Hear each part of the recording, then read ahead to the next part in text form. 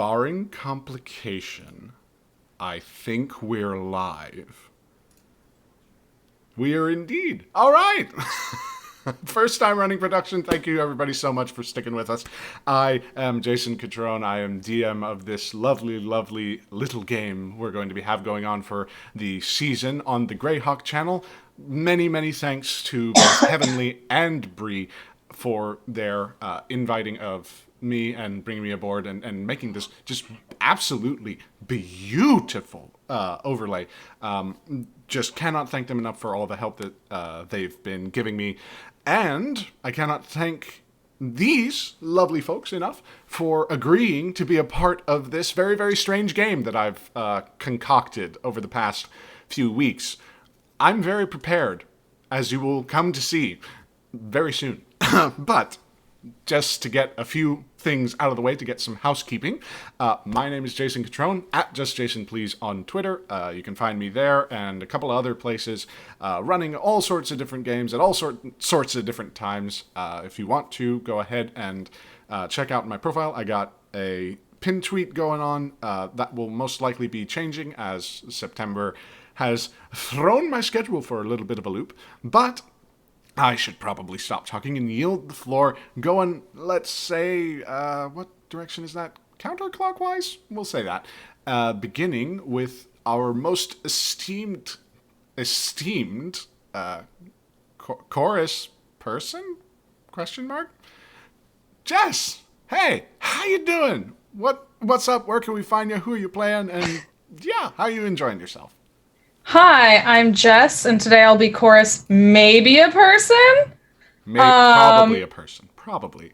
Maybe. We'll see. Maybe not. But you can find me at go_JG on most places, Twitch and Twitter. I stream a bunch, and I'm happy to be here playing this game with all you. Okay.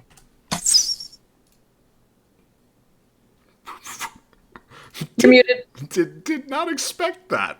What? No, that was an arrow. I heard an arrow somewhere. I heard another arrow.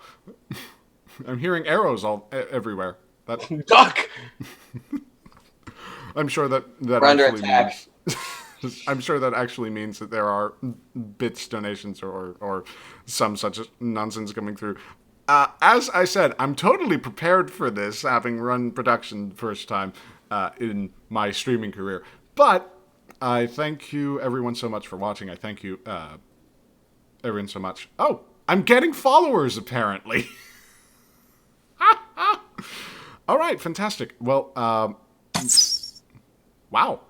3 followers in such a short time. We thank you, everyone. Honestly, speak up in chat if you've got the inclination to do so. See if those followers There's stick where around. the followers are. Wow. I should have probably positioned that way better than I already have. Huh.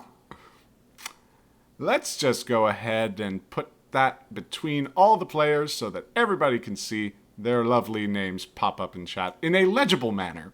I apologize so much for missing the first few. If you pipe up in chat, I'll give you a shout out. As we continue along, because again, most prepared streamer you could ever ask for, I pass it along, thank you, Made of Cartoons, to Julia, and just the best disaster child that Greyhawk has ever seen. How you doing? Where can we find you? Who you playing? Etc., etc. Floor's yours. Man, you made me infamous, and I haven't even gotten to play on the channel yet. Yeah. Hello. I am Julian. I am Jackal of Jackal and Hare, where we play and run all sorts of lovely tabletop games. I'm also an artist by trade. You can find me over at triangle_art_JW on Instagram and Twitter. And I will be playing Ophiuchus Dementure, who is a whisper. You'll find out more about what a whisper is later. Indeed you will. And it's gonna be a lot of fun. Oh boy. It's demons, Jim. It's demons, Jim. It's demons, Jerry. All right. I've got to calm down. All right. Is that from the episode of Seinfeld where Kramer summoned Satan? I think so. don't want to, spoil too much for those who haven't seen it. It's sort of, it was out of syndication for a while, but I think they put it back on Mixer. I don't know streaming services. I give up. Katie, hello. Hi. How are you doing? Who are you? Who you playing? And how you doing?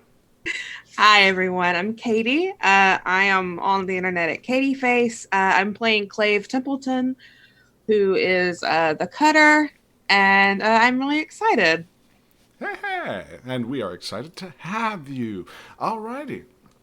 Well, I guess that just leaves the last one of us. Michael? Hello. Hello. Hey, everybody. My name is Michael. I am at Michael L. Bradley on Twitter. In the chat, you will see me as Dungeons, Dragons, and Dives because I am the creator and dungeon master of the Dungeons, Dragons, and Dives podcast, which is a 5th edition actual play that is exactly what it sounds like. Our party follows around Fantasy Guy Fieri looking for the mythical lost city of Flavortown. It's more of a mess than even what I've just described it, but we are about 100 episodes deep. And it's been a lot of fun. You can also check me out on twitch.tv/JacquelineHare, like Julian mentioned, because I am going to be, I am currently playing and running a couple of games on that channel as well. I am playing Sufyan, who is the lovable Lurk. The lovable Lurk. Sufyan the lovable Lurk. I like that as a title. Don't know how that's going to play out, but I mean... it's a good title. As I said at the top, at Jason Please on Twitter. Hi, I'm the Dungeon Master. And before we get into the actual show, which will be more character introductions, character detail building, just a general description of the campaign as it stands, and perhaps at a little bit at the end, I may get into the opening spiel, which is always my favorite part of any campaign. We have a few things on behalf of the Greyhawk Channel to sort of mop up and get ready to go. First and foremost, of course, we should render our thanks unto the lovely Patreon supporters, the Twitch subscribers, the Twitch followers, the audience. Yes, you sitting in your chair watching this lovely little stream going on. Y'all are the eminent reason why we get to do what we do as often as we do it. Just firstly and foremostly, I suppose, we thank you so much for contributing to the cause in every manner that you can. If you go ahead and check out on patreon.com the Greyhawk Channel, or just subscribe to us on Twitch, you can figure out just how much your dollar goes to creating such wonderful programming. And I really cannot say enough the amount of pride and levity that is engendered whenever there's somebody who supports and subscribes or just follows and sends arrows flying at my head. It's just a marvelous little thing, and the Greyhawk Channel is a great group of folks run by some of the best in the business. I cannot sing their praises highly enough, especially since they've had me on and put their faith in me for whatever reason. The second sort of supporter of the Greyhawk Channel, well, sort of supporter, no, the second official supporter of the Greyhawk Channel is, of course, Roll20. We will actually be having Roll20 integration, hopefully, throughout the campaign, so that everybody can make sure that, we're not fudging dice rolls, and you can also panic whenever anybody rolls a 1 or a 3. In this system, it's a little different. We'll get to it. All our games on the Greyhawk Channel are powered by Roll20. It's the leading virtual tabletop of choice from here to many, many other places on the internet. You can try it out for free at roll20.net. If you haven't already signed up, I would be surprised. But, if you're looking to get into the tabletop role-playing community and just don't know where to start, Roll20 has plenty of resources that you can reach out to. We also have a few other sponsors, in particular, Heroic Maps, the official battle map sponsor of the Greyhawk Channel. So you can check out all of their libraries of about 300 maps over on DriveThruRPG.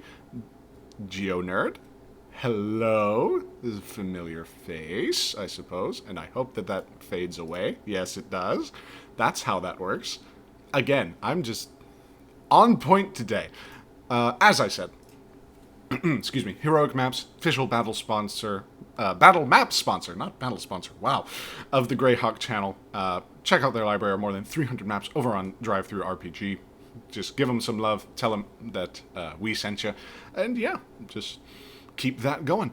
We also have Tabletop Loot as a sponsor, which I hope that at least a few gathered here, as well as in the audience, might have heard of. If you go to tabletoploot.com and enter Greyhawk in the coupon code box, you can actually get 15%, yes, a whole 15% of your dice order off.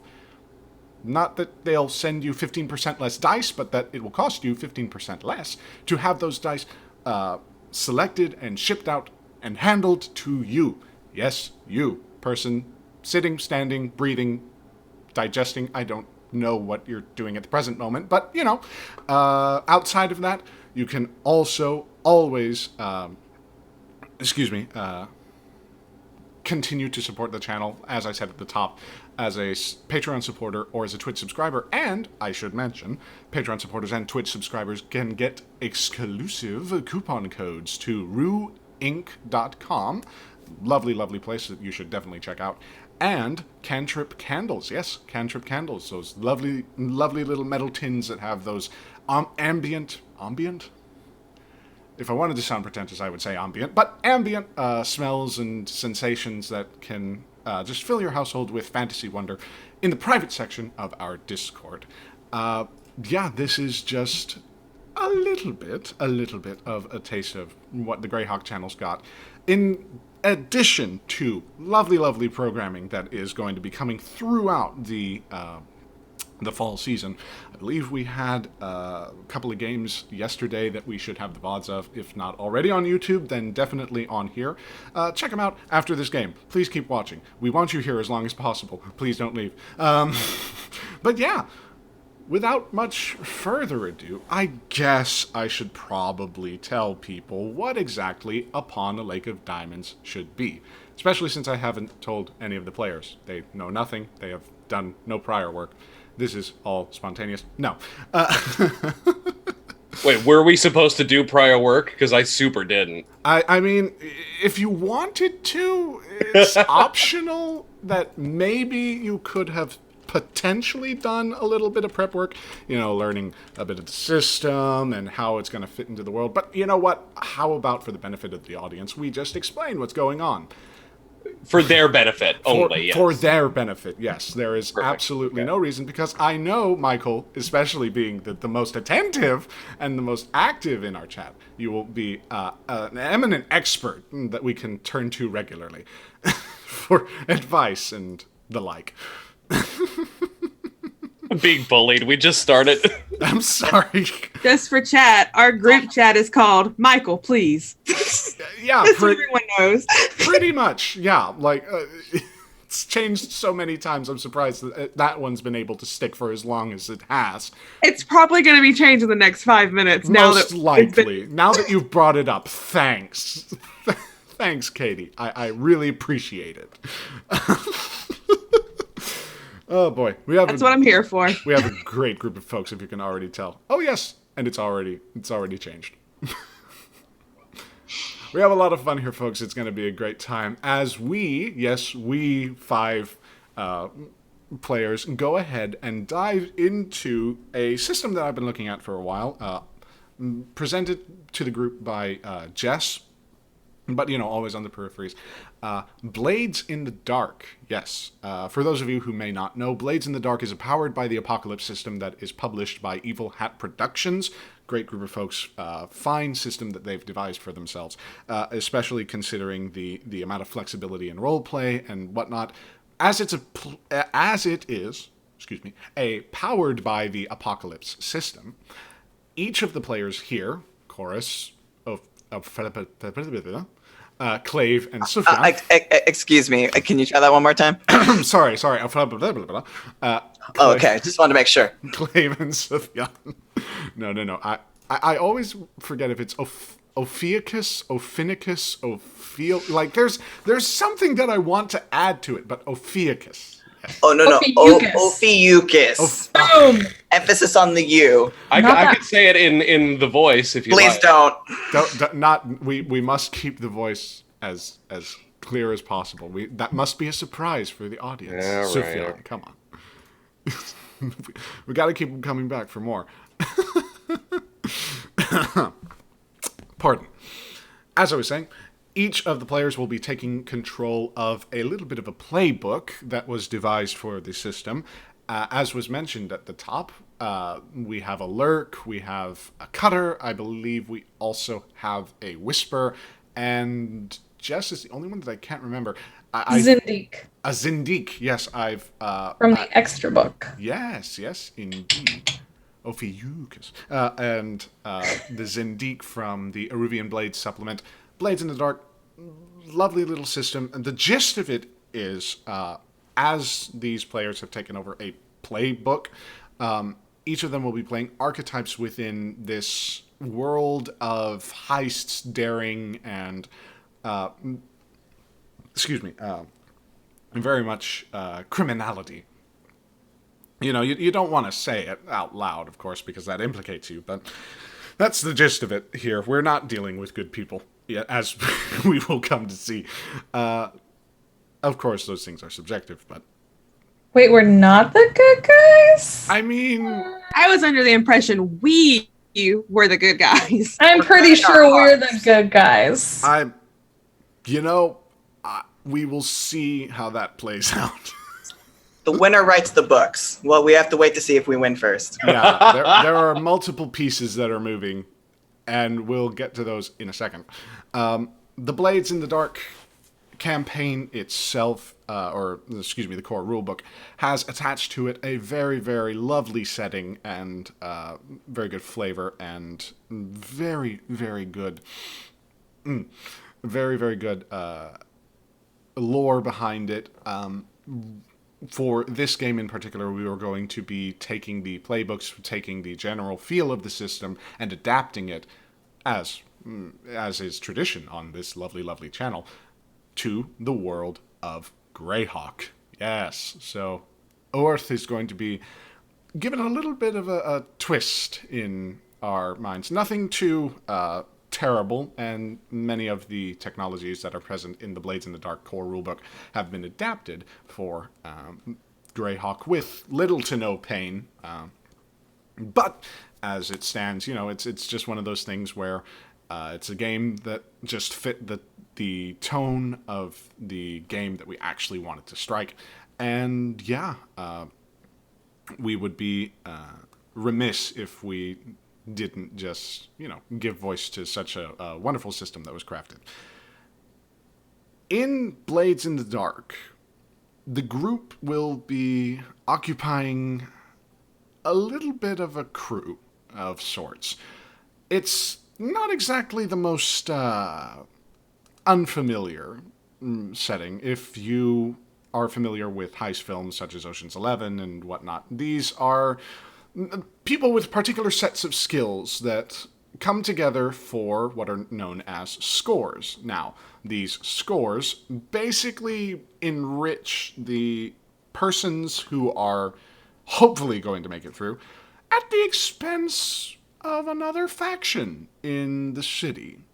Now, this would normally not be a problem if it weren't for the fact that the web of intrigue spiders out so terribly and can complicate relationships even between those who you might have thought were friends. So it's always a sort of look over your shoulder, make sure that your friend is not going to stab you in the back kind of situation that's going on. But it's a world that you willingly occupy for your own reasons and the like.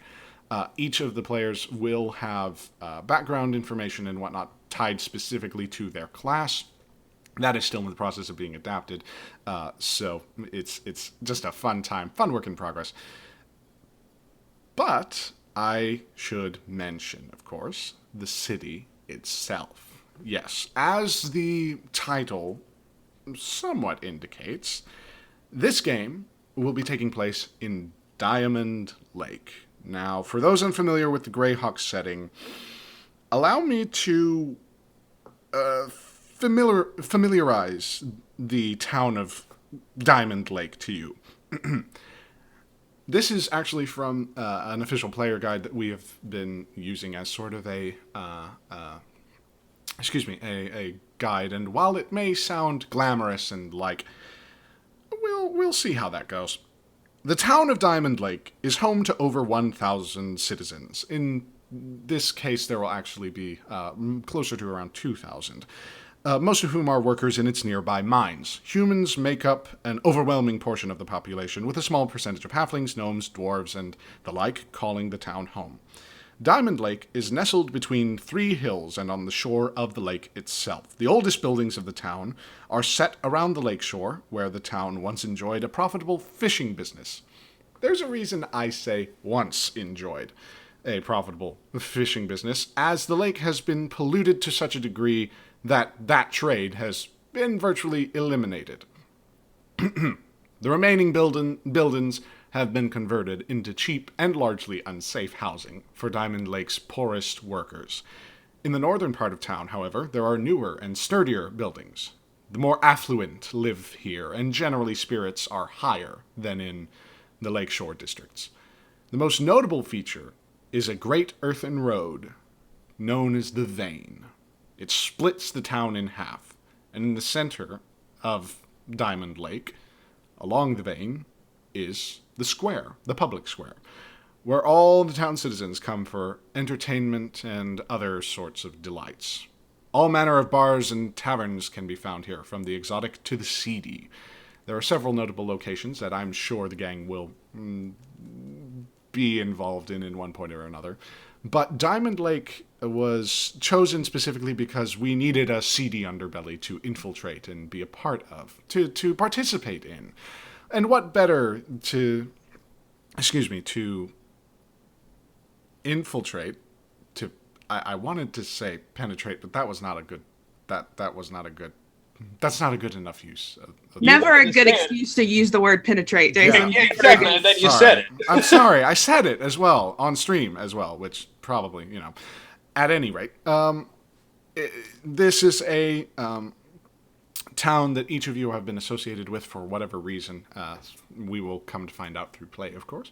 And within this town are a particular set of factions. You have, of course, the constabulary? The police. You have the police and a few other forces as well that pull the strings, and otherwise make sure that the town keeps its wheels greased.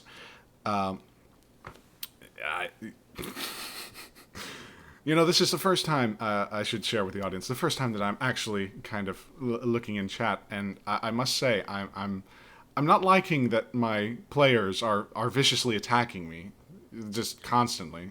It feels. What else are we here for? In my defense, I didn't know you were looking at the chat. Oh, I see. That makes it better. That's a good defense. That's the best defense that you can come up with. Oh boy, it's great. I no, it's wonderful. Matthias, I don't know what I expected. Or Matthias? Belger, it's good to have you here. Oh man, what am I doing? All right, so the factions that make up Diamond Lake are actually critically important. In Blades in the Dark, you have to balance a whole plethora of interesting and at times conflicting interests that may all at once align with you and then separate and then collide together again. It's just a fun time being a crook in Diamond Lake.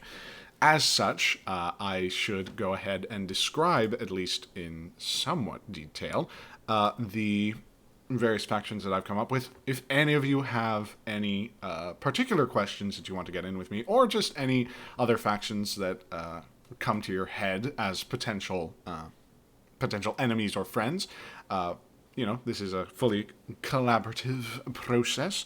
I will say that Blades in the Dark does a lot to encourage player interaction. So I know I've been talking for way too long right now, but at any point, Jess, Julian, Katie, Michael, if you've got something in your mind, or chat if you've got something on your mind relating to who could be potentially within the city of Diamond Lake, go ahead, check out the idea, and we'll see what sticks.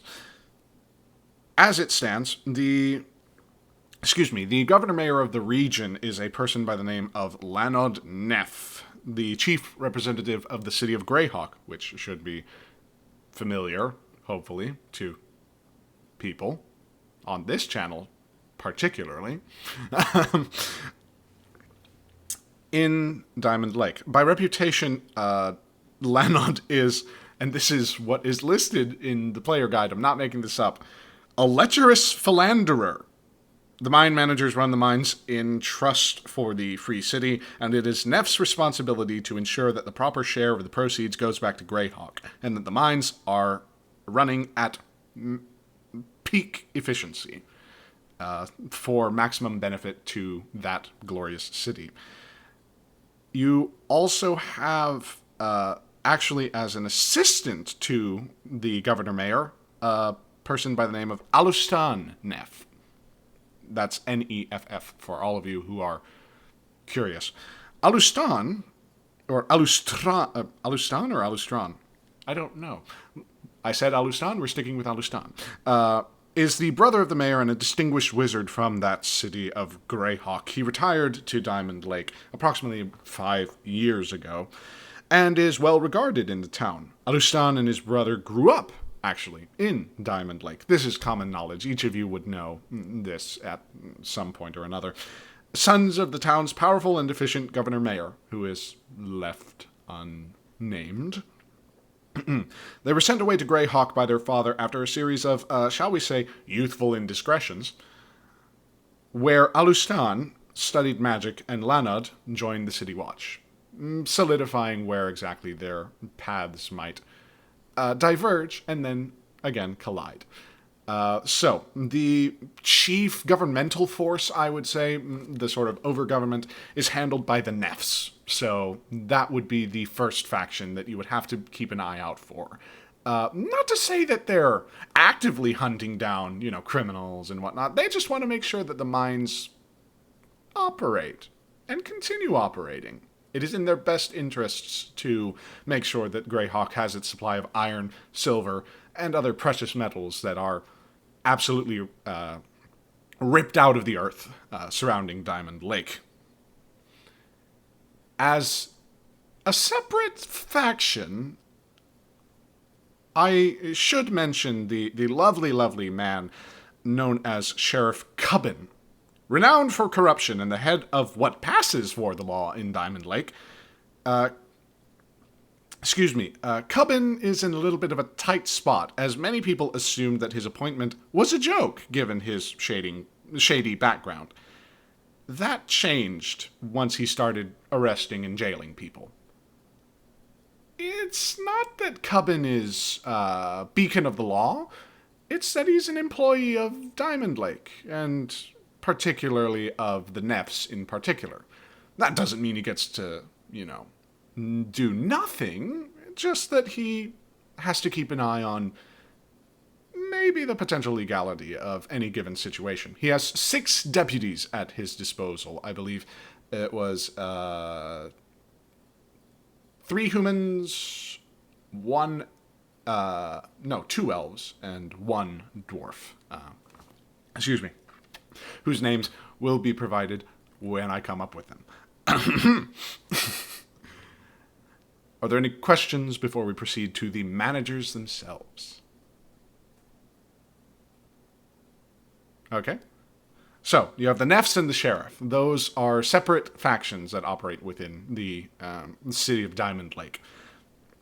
You also have the mine managers. Now, obviously, because this is something of a not a sensitive topic, but at least something to consider. These are not nice people, either. Every single one of the factions that I mentioned, to some degree, is shady, to say the least. In particular, I guess the most shady and the most powerful that each of you will have heard of quite abundantly is Balabar Smenk. I wish I was making that last name up. Balabar is, shall we say, a wealthy and ambitious mine manager. He's been slowly gathering up mining claims from competitors that have gone into bankruptcy, purchasing their patents for coppers on the gold piece. Balabar is the subject of much gossip due to his famously bad taste and love of excess. And he employs a number of hired toughs, sellswords and the like, that have perhaps evaded the auspices of the noble Sheriff Cubbin. It is rumored, indeed, that he has many powerful connections to the city of Greyhawk, even though his ambitions must be regularly curtailed by the Nefs, either surreptitiously or not so surreptitiously. We'll see how that goes. So, Balabar himself acts as a faction all his own. Given that he is so powerful and influential, it's pretty nice to be where he's at. He even has a necromancer for a friend, or is rumored to have a necromancer for a friend. Obviously, necromancy in Greyhawk, it's a little not good. Not good. We'll say with it's definitely not good. That's just like your opinion, man. Yeah, exactly. It's just my opinion at the moment. It could change. Views change all the time. Society's expectations shift constantly. And I should probably get to the next faction of the mine managers. Overall, as I mentioned at the top, there are 6. The mine managers themselves can fall into the same faction, as will be pointed out in one later example, but for now they are distinct as we talk about Ragnolin Dowerstone. Guess what he is? Very dour. Well, yes. Stone. Yes, and... Stoned? Well, no, he's not... Well, I don't know if he's stoned. The picture that they provide in the player's guide is... I don't think this is a man that gets stoned. He's hopped up on juice. Maybe. Ghost juice. Oh no, we're not going to. Which definitely exists in this particular setting. No, wait. Well, I'm sorry, I made the mistake of thinking this was collaborative. Well, yes, you did. How dare you? Roll a d20 real quick. Oh god. Just gonna check that and keep that in my pocket. And call odd or even. Odd. Okay, what'd you roll? The 6. Uh-huh. Good to know. The most popular odd number. The most popular odd number, especially in Diamond Lake. We'll see if that has any consequences. At any rate, Mr. Dowerstone is a well-regarded mine owner considered to be quite ethical. This is not saying much in comparison to the other 5 that he associates with on a regular basis, but in comparison, even a criminal might be viewed as honorable. He was actually originally from Graysmere, which is a little ways away, but came to Diamond Lake 50 years ago after the mines owned by his family in that region collapsed. He has since revitalized and tried to make sure that the people of Diamond Lake know who he is, how he is, and, etc. Outside of that, we also have Chaum Gansworth. Chaum is the youngest of the 6 mine managers and has been standing aloof from the conflicts between them. His favorite place to visit is Lazare's house, where he often plays Dragon Chest with Luzanne Perrine. Luzanne is a... yes, these names are wonderful. Luzanne is the... excuse me. Luzanne is the only female mine manager within Diamond Lake, which, make of that what you will. We'll get to her in a moment. Rumors abound of the romantic nature of Chaum and Luzanne's relationship, but it's, of course, nothing but speculation. Currently owning 3 productive mines, Chaum, at one time, was almost run out of the industry by Gelch Tilgast. I'm not making these names up. I cannot stress to each and every one of you, including those watching, I am not making any of these names up. As he was just mentioned, I'll go ahead and tell you about Gelch. Gelch, well, okay. Prior to Balabar's success, Gelch was the most popular and most prosperous of the mine managers. The aging man once held the reins of the town's ore market about 10 years ago.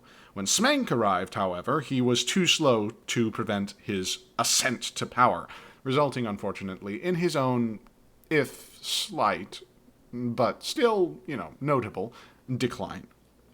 Only through connections with managers outside of Diamond Lake has he really been able to remain a player in the game. He has been putting much energy into forging an alliance against Balabar, currently consisting of Luzanne Perrine, hey, there's that name again, and a handful of mine managers from the neighboring towns of Steaming Springs and Blackstone. So Perrine and Tilgast basically make up a faction all themselves, so even though there are 6 entities, there are 5 persons, even though there are 6 persons, there are 5 entities with which you will have to sort of balance and play the game. Luzanne Perrine, who has been mentioned numerous times before, inherited her mines from her mother, but they have begun to falter in the past few decades. Excuse me. She was forced to first discharge her house staff, and then sold her former home to one Balabar Smank, who had previously courted her shamelessly, despite her married status at the time. Luzanne's husband died under mysterious circumstances about 2 years ago. Couldn't tell you what happened. Luzanne was, by this mysterious mishap, prompted into political alliance with Tilgast against Balabar's scheming. She has been involved with Chaum Gansworth as of late, but, whether this is a professional or a romantic relationship, that's left to be explored. The last of the mine managers, and the 5th faction that you must consider, at least amongst the town's elite, is... Excuse me. After reading so many, like, Gelch and Chaum and Luzanne, this one is just a real knee slapper. Elival Moonmeadow. Yes. A minor noble. These are like the automatic names that happen on Roll20 when you make a character sheet. Yeah, sometimes it's really just gotta be that way sometimes. So, Elival, the pronunciation will change constantly, is a minor noble from the exotic and distant elven kingdom of Selene, which again should be pretty, well known. Known as the Prince to those who frequent Lazar's gambling parlor.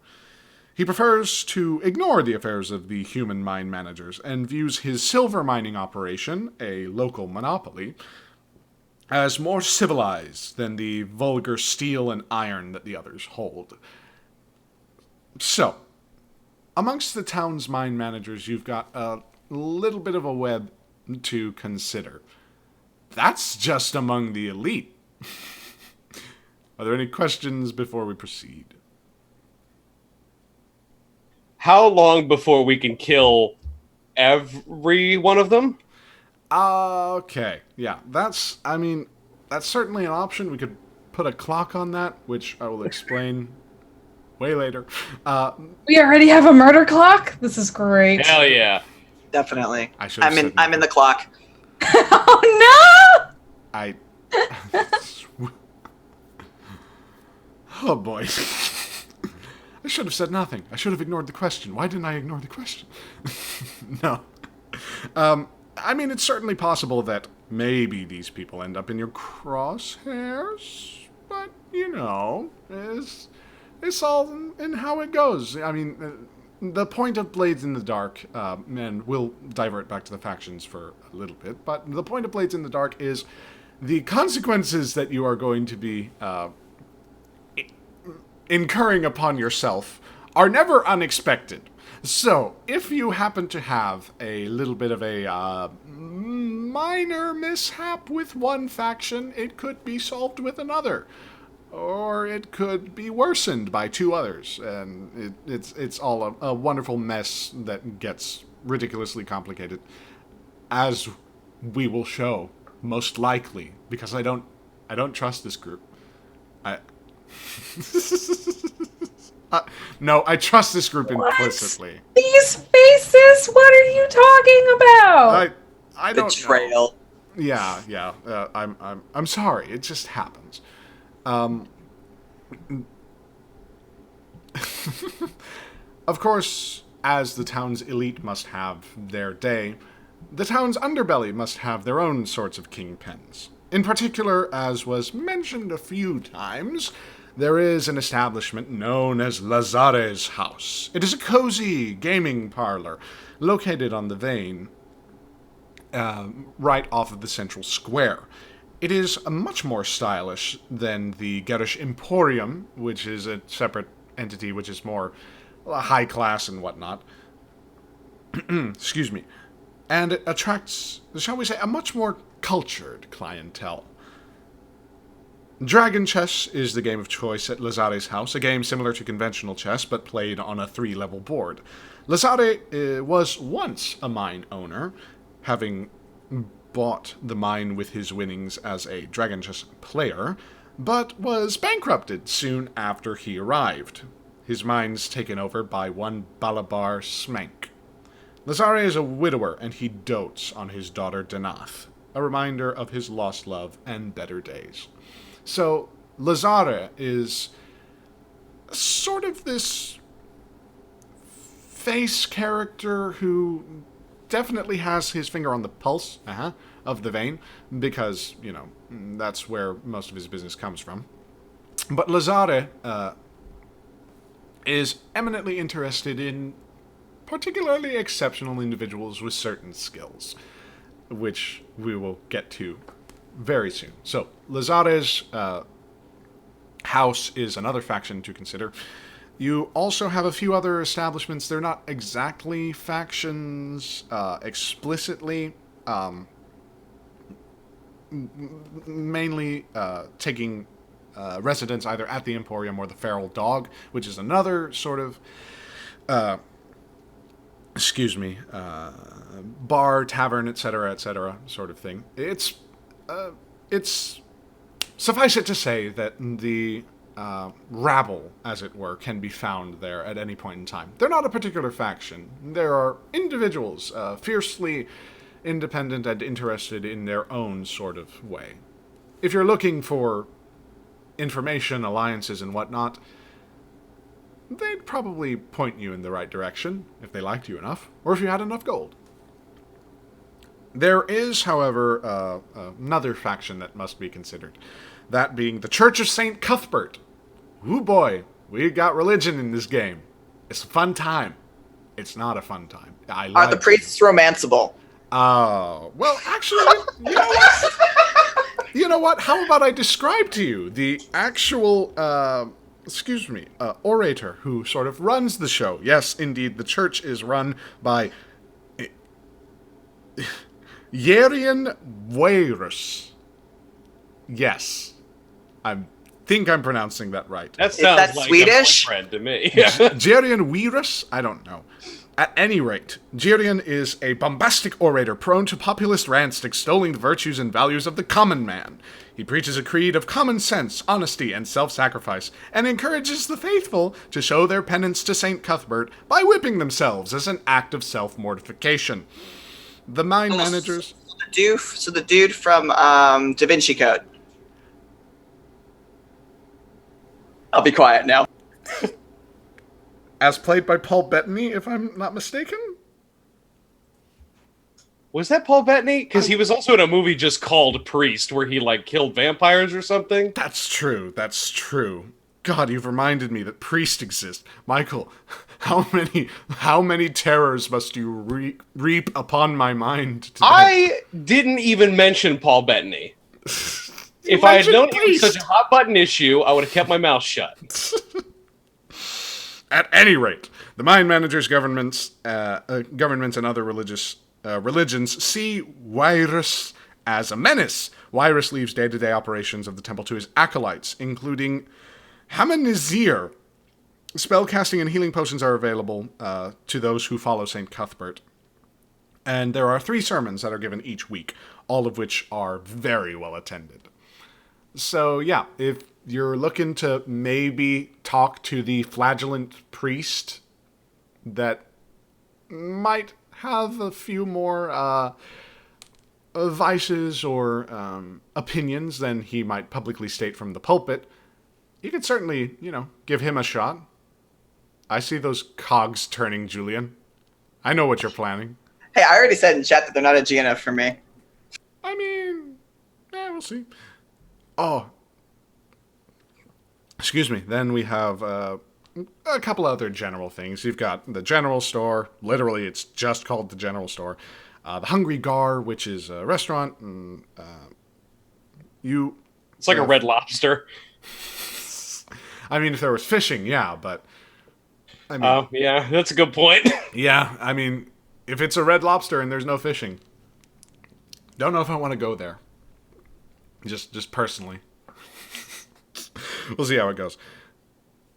The second to last faction that I'll briefly mention here is Tidwode. Yes, Tidwode, who owns a shop of sorts. You could maybe, if you squint hard enough, call it a bank, named, creatively, Tidwode's. Tidwode is a cantankerous gnome jeweler, and the closest thing to a bank in Diamond Lake. His shop is protected by a shield guardian by the name of Festus, and he frequently boasts that it is completely theft-proof. So, I know what you're all thinking. Is it theft-proof? We'll see. Several gnomish lodgers stay in rooms above his shop with an outside entrance so that they don't have to go through the shop to conduct their business. Tidwode is willing to exchange coins for gems for a small fee, and isn't averse to buying non-gem valuables for the right price. The nature of these valuables doesn't seem to matter to Tidwode. So, you've got the fence that you've been begging for. You also have a few warehouses and whatnot, and I'm sure some criminal elements that reside in there. Because, of course, this setting has to have as many factions packed into a confined space as possible. And then, we have the garrison. Yes. We've got soldiers. So, this is a keep holding over 60 soldiers from the city of Greyhawk, tasked with patrolling the northern hills and keeping an eye on the lizard folk-infested Mist Marsh. Blech. A third of the soldiers are out on patrol at any given time, and the garrison itself is commanded by Tolliver Trask, a captain, well-respected in Diamond Lake. He frequently visits there to coordinate with persons of interest and persons of power, and just to ensure that his troops are supplied very regularly and whatnot. His chief advisors are Valkus Dunn, the chief cleric of Hyronius in Diamond Lake, and, Dietrich Cicada, that's literally Dietrich Cicada, that's just his name, chief cartographer, and chief scout Meris Sandovar, and a former member of the nearby Bronzewood Lodge Druidic community. The 3 lieutenants of the Solidarity have names that I will not have to probably express to you at the moment. as was mentioned, the Chapel of Hieronius and the garrison sort of mingle and mix together to the point where they've become not a singular entity. Obviously, soldiers have to keep their own beliefs and whatnot, but yeah, basically you can reasonably assume that anybody who worships Hieronius off-duty at Lazare's house or whatnot, they might be a part of the garrison. And if they're a part of the garrison, that might be useful. Maybe. Who knows? Outside of that, you have a plethora of other establishments and persons of interest that may be incorporated as factions as time goes on. But as it stands, I think the general sort of world state that I presented mirrors well enough the city of Diamond Lake and its various lovely, lovely people. Are there any questions before we proceed to actually describing your characters? A lot of head shakes. I mean, I'm trying to think of I don't think that there's any questions that I could have until I see how my character sort of interacts with these people. Yeah, I have questions, but I don't think they're pertinent until talking about my character, if that makes sense. Good. We shall see then after we start talking about the characters. All right, so we'll go in the same order that we introduced. Jess? Oh, hi, I'm having trouble unmuting my mic. Perfectly fine. That was me earlier. So, as was stated at the top, you are playing Chorus, who is a Zindiq. I mean, it's chorus to her friends, but otherwise, it's the chorus which shall sing upon the final setting of the suns. Yes, indeed. At least that's the common translation. Being a half-elf. Yes. Being a half-elf, it's sort of... a lot gets lost. So, chorus to her friends, and then the chorus that will sing upon the final setting of the suns. Mm-hmm. Hey, got it in one. Got it. I can remember that. It's very easy. If anyone gets it wrong, that's on them. But Ophiuchus, or Ophi, I forget, just constantly. I give up. The emphasis is on the third syllable. I do not, Julian. How dare you? How dare you? I love your character. Ophiuchus, not Ophiuchus.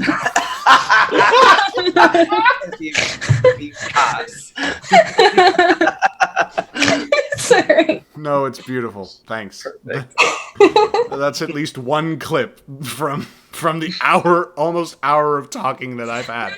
That'll be great. So, chorus to her friends, of course, is an interesting little entity as she is a Zindiq. Mm-hmm. Could you please, for the benefit of any passing audience member who might be unfamiliar with Blades in the Dark or its supplement, Eruvian Blades, where this particular playbook is from, what exactly a Zindiq is? In the playbook, a Zindiq is a rebellious student of heretical science. They sort of are encouraged to, as a character, as a playable character, speak up about injustices, mm-hmm. and also to, if people are in power, kind of abusing that, just maybe burn that shit down. Am I allowed to swear on this channel? Sorry. I mean, I should say, just as just as a point of base courtesy, I was invited to this channel by some dear friends of mine, but they didn't say anything about fucking swearing, so go for it. Yeah. Yeah. Basically, my character, like the Zindiq playbook, is a mix of shouting. A mix of shouting. Challenging sort of powers in play and people's in charge, and if that doesn't work, destruction. Yeah. Revolution. Viva la revolution. Chorus loves revolution. The revolution. I can't wait till this just turns into Greyhawk Les Mis. It's gonna be great. Oh, it totally is. Sorry, Great Miserables. Yes. Is there another Les Mis? I would be surprised. I love this. This one. Oh no. Oh no. Ah! Lord! Wow! Hi there! Someone has just subscribed! It was loud in your ears. And it was loud in my ears. Very loud in my ears. That was the real Taco Turtle resubbing. Oh, actually resubbing for 7 months. Alrighty. Good to see a real Taco Turtle. It's a damn good time that we're having here, and I hope that you're having a damn good time with us.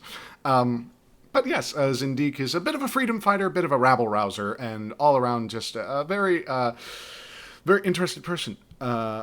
So, And some of my friends supposedly are gonna stop me from burning stuff down, but also from what they were saying in chat, maybe they won't. I mean, yeah, It depends if I'm having a good day or a bad day. Indeed. So we'll see. We'll see. Yeah, we'll roll some dice and figure it out as we go along. Now, as with many Powered by the Apocalypse systems, the playbook has associated with it a number of rules, but also a number of powers that you can utilize. So, particular to the Zindiq, what exactly can Chorus do for herself? Pyromancy. Big brain. Yeah. I mean, I wasn't not saying that. It's like, it's not like this should come as a surprise to anyone, but yeah. Talking powers and fire powers. Yeah, that's really the good balance to walk, and Chorus walks that fine line. Just So she is a pyromancer, but she's also got like linguistic skills. Well, She's a pyromancer with a liberal arts degree. I mean, she went into. Excuse me. She went into English lit, and then it just sort of diverged from there. It was. Changed her major a couple of times. No big deal. Like, yeah, trying to figure Originally out. a communications major, and that just didn't work out well. So now they're just No. full revolution now. Full revolution, yeah. No. Oh boy. So yeah. I mean, you said it. You said it. This town is full of human men running mines. They're not gonna listen to my shit. So I tried to talk. They don't listen. Burn everything. I mean, yeah, and plus the people that are running these mines, like the human men that are polluting the environment for their own gain.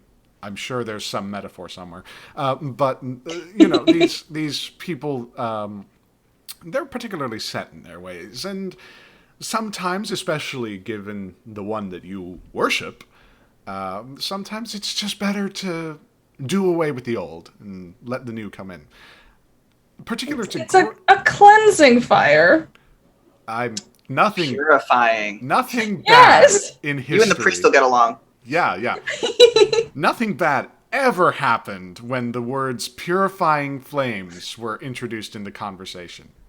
Never in fantasy or otherwise. Just I'm scared now. All right. Yes, no, it's wonderful, Jess. I appreciate that you have picked this class, especially given that it was so easy to slot into the Greyhawk world, as you are an adherent to. Remind me of the god's name again. Tritherion. Tritherion, yes. That's the one that fit really well. Yes, the god of self-determination, self-sustainment, and whatnot. Tritherion is an interesting entity within Greyhawk, given that, you know how people say that, you need to be a self-made person and, whatnot. Tritherion believes that, but to the extent that you should seek it out yourself actively and punish those who try to hold you back. Yep. Yeah, and doesn't really like society all that much as a concept or as an entity. And especially in Diamond Lake, where society consists mainly of wealthy mine managers, corrupt police, and Wow, I've just made Gotham in Greyhawk. Yeah. My bro Tritherion is all about individuality, liberty, and retribution. So Yeah, it's that last one. It's that last one that can get you maybe in a spot of trouble. But who knows? nah. You know, make the right friends or even the right enemies, and you might find that you'll be sitting pretty at the end of all this. I say might for a reason. I know I'm gonna butcher the name. I'm sorry in advance. All right, now say it with me. Ophiuchus. Yes. Ophiuchus. I feel like we just had a Dora the Explorer moment. Thank you. I appreciate it. Good. We needed Upon a Lake of Diamonds to include at least one section where there's a Dora the Explorer moment that happens. Can you say revolution? I'm sorry. When you say his name, just think of the Soulja Boy song. Ophiuchus. Oh my god, please no. Well, sorry, that's your nickname now. So, Julianne? Yes. Hi. Hello. At the top, you mentioned that Ophiuchus would be a little bit of a whisper. Now, in the context of the Blades in the Dark campaign book, what exactly does a whisper do? And why do they do it? Essentially, whispers are arcane adepts and channelers. So they basically have interests in things that not everyone kind of does. You know, they're kind of plagued by rogue spirits, consumed by vengeance. There's cunning, demons manipulating the world, and they think that they can manipulate the demons. They dabble in the dark arts. They go try to break the veil in between life and death, and then tamper with death itself. Dare I say, like spirits of the ether. Yes. Basically, from a mechanical standpoint, I am kind of like your basic magic user. Not so much like fire per se, but I have rituals that I can do, and then I can accrue spirits to do things for me, or for the party members and whatnot. I'm essentially kind of like wizard bordering on trying to tiptoe down the lich path. I'm not entirely sure. But basically, whispers gain EXP when they address challenges dealing with knowledge or arcane power of that sort. Yes, indeed. And there are many secrets that are kept hidden in Diamond Lake. And though on the surface a few factions may not seem inherently arcane, not to say that their interests may not overlap with yours, if certain rumors are true and you follow the right path. The Whisper itself, mechanically, especially in Blades in the Dark, is very much tied to the setting, so adapting it has been a very interesting process. Before we get to that, however, I suppose, is there sort of a signature power that the Whisper might possess that you find particularly interesting and you might like to share with the class? That I just find interesting in general. Yeah. They do. So what whispers kind of do is they progress, throughout the game and whatnot. They take pieces of themselves and kind of remove them and then replace them with the spiritual essence or powers that they get. So if you guys have been paying attention to the chat, Ophiuchus is terminally ill. So that may or may not be playing into why he's kind of like dabbling into what is called weird. So he's kind of like a weird like wizard / ghost scientist, I guess. He messes in a whole lot. But specifically, I don't have it yet, but I think it'll be cool to be able to do. Oh, wait, what was it? Oh yeah, I can they can attune to ghost fields and whatnot. So I can suss out for spirits And then if I like feel one out in the area, I'd be like, you go do that for me, which may or may not help in the inevitable revolution, because if I don't want somebody to get arrested again or put in the stockades or God forbid executed, I could just have a invisible entity do it for us. So that may help us in the future. Yes, of course. Necromancy. Always the answer to any party troubles that you might be having. Obviously, within the Greyhawk setting, necromancy, shall we say, is looked at very differently than other disciplines of magic. However, we've come up with some very interesting story beats to explore, especially given that Ophiuchus and his family have a little bit of a history, perhaps, a dark past that will be revealed as time goes on and as the players become better friends. Sure, let's go with that. Become best friends. Oh, become best friends. Of course. Right. Before we get too off the rails again, Katie. Yes. Hello, hello. Hello. As you mentioned at the top, Clave is, I've forgotten the class name. The Cutter. The Cutter. Yeah, that one. The easiest one to remember. So, Clave Templeton, they, pardon, they are a little bit of a cutter. If you could go ahead and just describe, just generally through your readings of the playbook itself, what a cutter does, who they are, what they do, etc., etc., and just give us a little insight into who Clave might be. Yeah, so in Blades in the Dark, the Cutter is sort of your punchy class, dangerous and intimidating fighter. When you play a Cutter, you address challenges with violence or coercion. So Clave is a known to be the coercion part doesn't happen a lot. It's mostly violence. They are known as in the underground sections of town as Wisp, because they're in and out very quickly, get the job done, and do what they have to do to get the job done. But they don't hang around a lot to see the fallout from whatever they're hired to do. They're sort of a fighter for hire.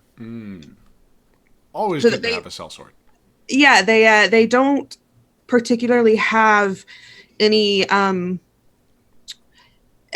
specific loyalty to any faction side, whatever. It's whoever's the winner. The winner is who Clave tends to go toward.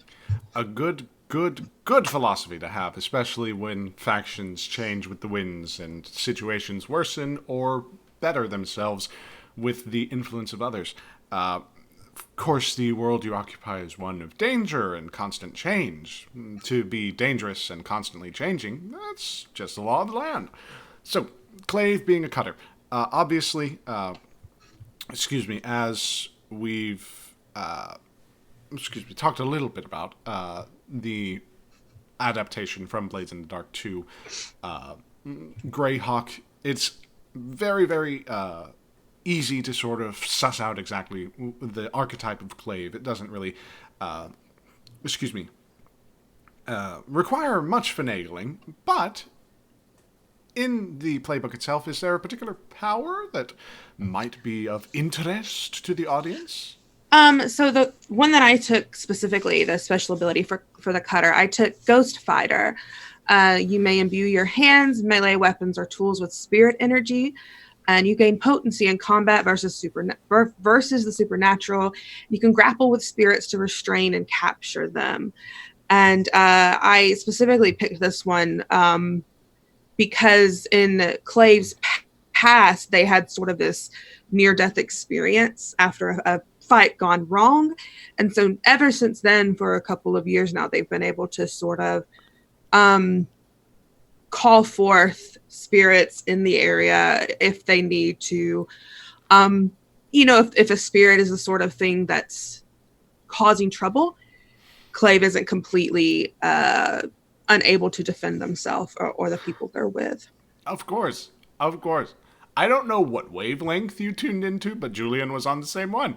And it's beautiful. It's great. We're going to work well together, I think. Oh, I foresee nothing but blue skies and sunshine through the smog and smoke and terrible, terrible air of Diamond Lake. I cannot stress to you just how bad Diamond Lake is. Like I joked and said that we made Gotham. Apparently, we've made haunted Gotham with all the spirits that are going to be running around here. I mean, don't worry. It's secretly Halloween Town. I like that.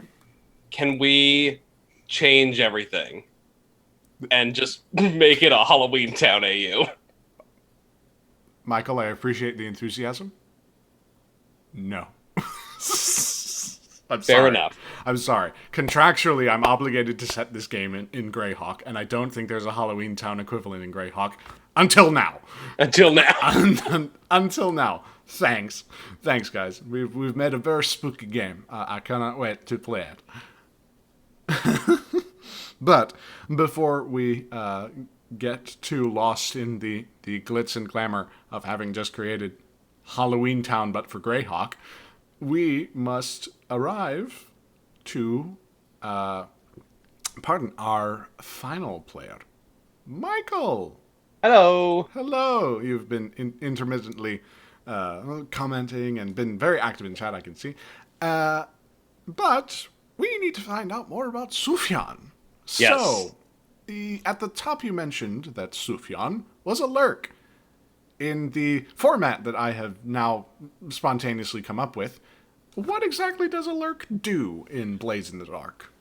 So a lurk, compared to everybody else's sort of subtypes, is a lot more, I'll say, grounded.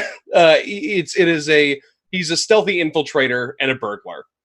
He's a pickpocket. He's a sneak thief. He's a roguish type. With no supernatural abilities whatsoever.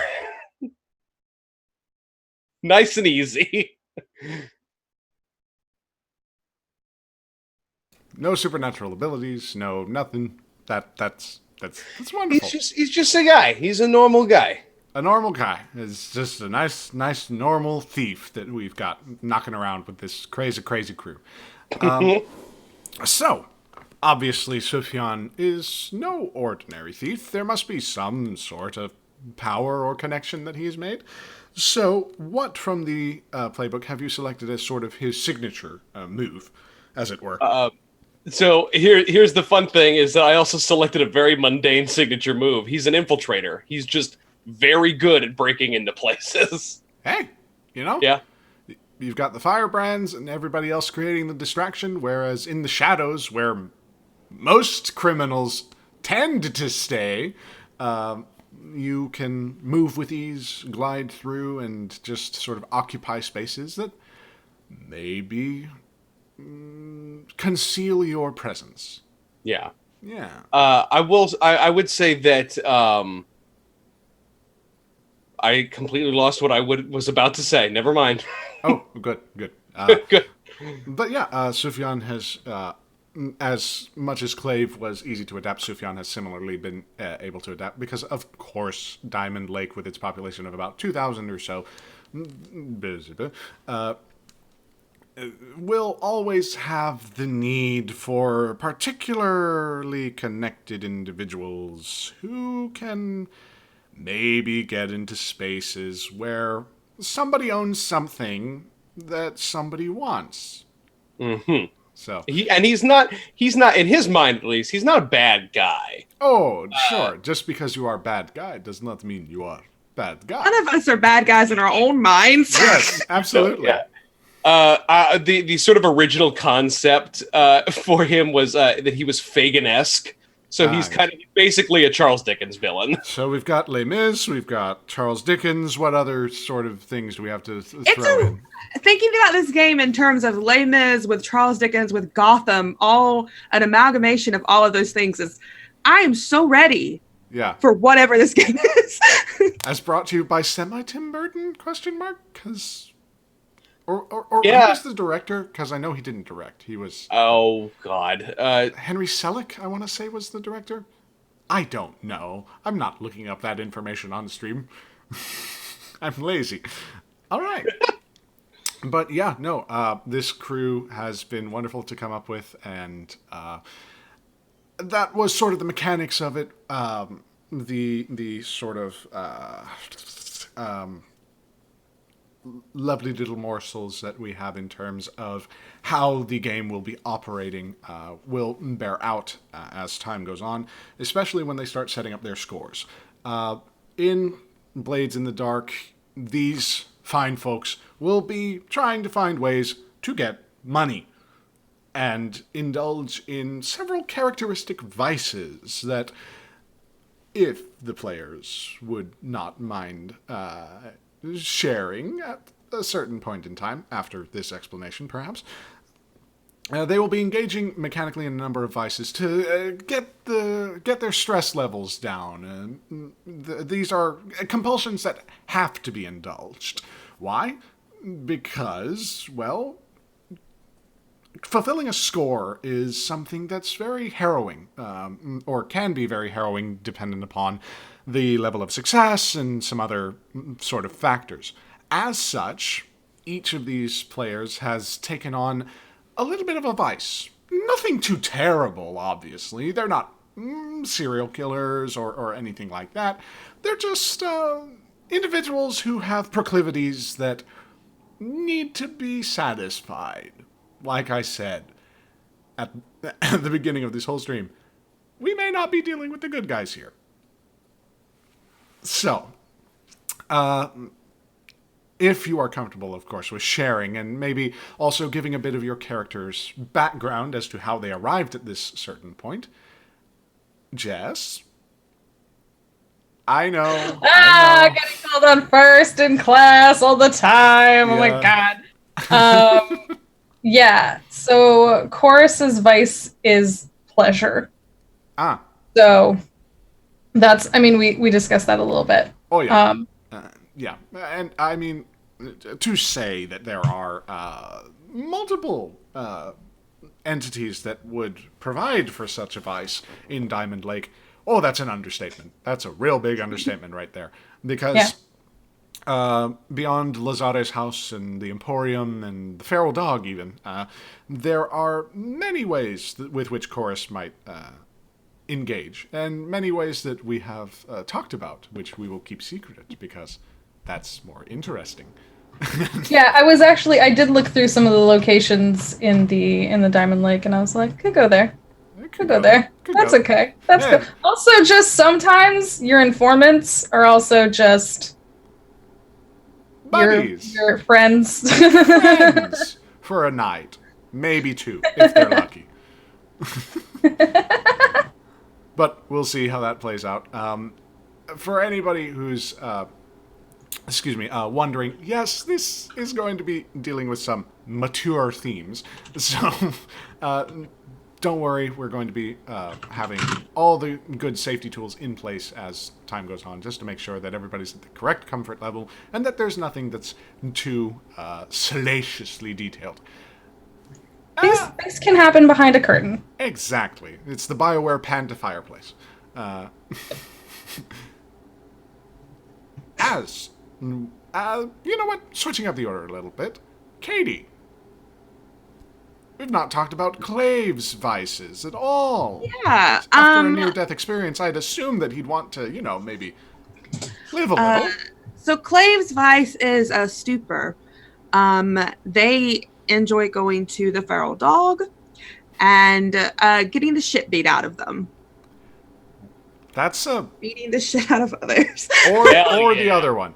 It's, whatever happens. That those are not mutually exclusive. Sometimes they happen at the same time. It's a whole sort of thing. Clave, I can already tell, is going to be around for a very long time. Or not. Or not. Or not. We'll see. So yours is stupor, right? Mm-hmm. Okay. Yes. Okay. Yes. Yeah. In the Blades in the Dark book, that there wasn't one just for fighting, but that's one of the options you can have. Like it's in the description of stupor. You seek oblivion in the abuse of drugs, drinking to excess, getting beaten to a pulp in the fighting pits, etc. So yeah, this is something that Clave sort of indulges in because it reminds them of the experience that they underwent, and to a certain degree, it could be viewed as a coping mechanism. Well, it's whoo boy, it's very. Again, we're not dealing with good people here.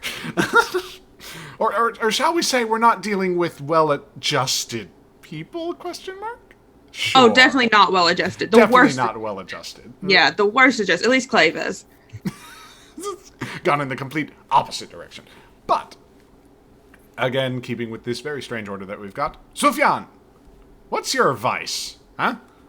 Oh God, Sufyan's vice is gambling. He like I said, is a bit of a sneak thief. So he goes and he gets gold and riches and immediately heads over to the Emporium to ruin it, to ruin everything he's just done. A very sustainable way and method by which one can conduct themselves, especially a thief. Yeah. But yeah, it's gamble. It's betting on like everything. It's like dog races and cards and dice and wherever he's kind of allowed, because he's a little bit of a dirty boy, like literally he's a little like filthy. So it depends on kind of what tables they let him sit at. But he will like bet on himself in a fight and hope it goes well. Okay, so we're not looking at like a card shark so much as a desperate gambler who's looking to at least win. Yeah, I mean, I wouldn't. I think it's one of those things where he does think that it is sustainable. Like he has enough income from stealing that he's like, this is just what I do. Yeah, this is secretly just a crippling addiction. Yes, this is me time for me. Yeah, absolutely. Yeah, everyone needs a hobby. Everyone indeed, and everybody has a vice. But as we come to Julian, Ophiuchus has a vice as well as a debilitating illness. Yes. So out of all of the vices, I went for the most obvious, which is called weird. The basic descriptor is you experiment with strange essences, consort with rogue spirits, observe bizarre rituals or taboos, etc. So the only thing I can say that this is that he has a dire need to constantly fiddle with the occult. And based on things that I've said before, that kind of suits his MO. So I'm assuming when vices are kind of brought up mechanically in game, I think it'll kind of like make sense for why he would just kind of go off the deep end, for that type of stuff. Ghost juice will probably be a thing that will happen. Ghost juice, obviously. Okay. Ghost juice. I kid you not, that is something that is in the Blades in the Dark game campaign book. Yeah. So, just a quick off-ramp for this very good tangent we're about to have. In the Blades in the Dark book, it's much more industrial fantasy. We've had to scale back a lot of the technologies because, obviously, Greyhawk being more of a sword and sorcery setting, we've had to substitute engineers for artificers and, the expression of a few, gadgets has been revised to be more magical in nature. But one of the just mainstays of Blades in the Dark is this substance by the name of ghost juice or juice. I can't properly describe it without sounding just it's so high. Distilling ectoplasmic material and creating kind of like an alcoholic beverage. It is highly addictive. Yeah. And it's often sought after by those who really like to get a nice buzz. I think the aristocracy also really like it too, because they think it has weird mythical properties or something like that. I mean, I guess if you're bathing in the essence of once living beings, I guess it must have something there. You might be onto something there in terms of Very Elizabeth Bathory, might I add. Yes.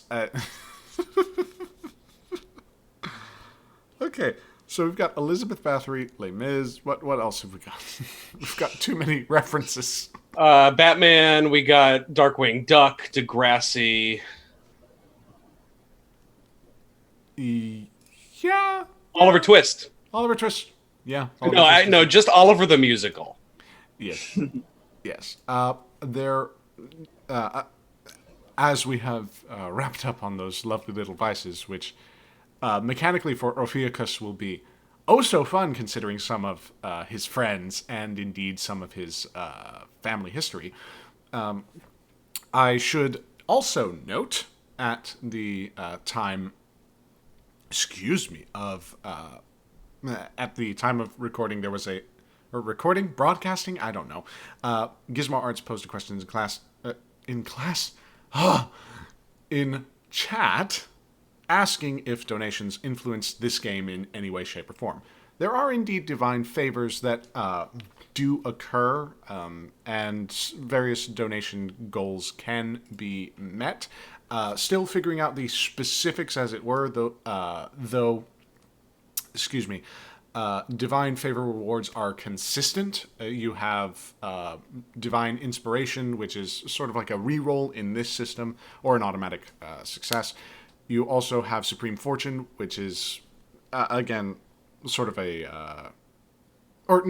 divine inspiration in the context of this system would be probably a couple or maybe even one or a couple of extra dice on any particular skill check. Throughout the score, there will actually be these little things that happen where the players encounter a situation and then immediately flash back to a portion where they planned for this exact situation to go their way. Roleplay will happen in the past. They will make a skill check, and then we snap back to the present like any good heist film and sort of get to the consequences of their roles.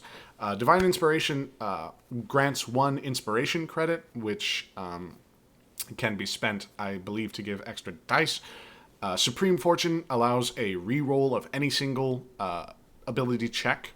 You also have Perfect Skill, which literally just you hit it. Ability bonuses applying to all of that. In this system, it's a little bit different. Again, there's a little bit of retooling that's going behind the scenes. You also have Critical Hits. Supernatural Protection, which is a guaranteed success on any saving throw. I can retwist that to where any particularly bad consequence doesn't necessarily happen to that character. It could happen to another one, but we'll see how that goes. And then we have, Divine Efficacy, which is just sort of a simple boon that is added on top of certain skill checks. It's in the context of D&D, it's added to damage, but for this, again, we're working on it. It's a work in progress. I have everything planned out. It's perfectly fine. Stop asking questions. No, that's a very good thing that I should have mentioned at the top. So yeah, if you have the wherewithal to maybe make a couple of donations and send some love our way, go ahead. We appreciate it all the same. As it currently stands, we have gone through not only player introductions and sponsorships and all that, we have gone through an introduction of the world as it stands, as well as its various factions, the characters that will be occupying that world, and a few other interesting things that will be coming along the pipeline, as it were. Especially in regards to donations. I think for the present moment, since we've still got a little bit of time here, we are going to take a little bit of a breather, reconnect, recollect, and get back on track, maybe even with a little bit of a taste of what's to come. Oh no! Hello! And here we have Gizmo Arts being so generous, donating $3 to this lovely, lovely game already. As we have been having semi-session 0/synopsis, it's been a lovely time. And yeah, I think for now, we relax, kick back, enjoy ourselves, and take a little bit of a break. Go, get up, get some water, take a little bit of a stretch, have fun. Adios, everybody.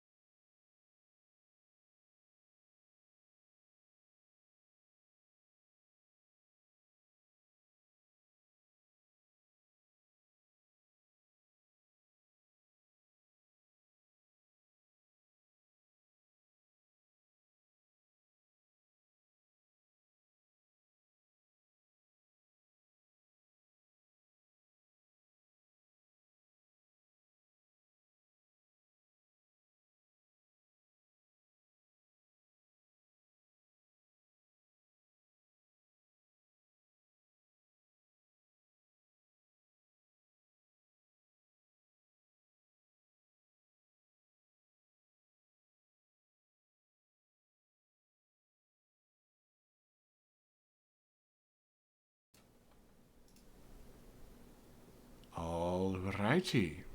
Thank you, everybody, so much. We appreciate you staying with us after that little break that we were able to take. We are indeed back, baby. So happy to be here, and so happy to begin with just a little bit of, shall we say, a teaser for what to expect in the coming weeks, months, and yeah. I get to do my favorite part, which is the opening spiel. I'm so happy.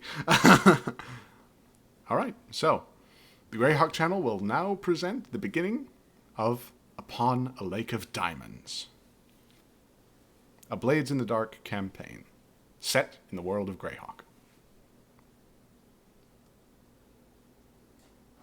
A rather hefty gentleman towers over a mildewed and shit-stained map. A city rests upon the parchment, his city, as his wildest dreams would have it. For now, though, his lot in life is vileness, excess, and above all things, profit. He scours every inch of the gnarled facsimile and scoffs. His compatriot skulks into frame, laden with a foul tome and even fouler machinations. Balabar Smank does not weigh his words carefully, as through bloated throat he wonders aloud. Workers and their bloody wages, always with their bloody wages. I swear, these leeches want to set themselves adrift upon a lake of diamonds without a hassle of an honest day's work. An affirming grunt drifts from the confidant as darker arts are entertained amidst the musings. No matter, I suppose. They can bellyache all they like. I'm still a better employer than the knife-ear or that rock-biter. The vitriol seethes from his form as he reaches for a handkerchief with which to delicately dab the beads of sweat that form on his brow. The anger, the heat of the day, the dust in the air, the putrid lake smell, the sheer mental gymnastics needed to ensure his business model stayed profitable for him and his most esteemed peers and business partners. It weighed heavily on his heart. Mainly because it weighed heavily on his wallet.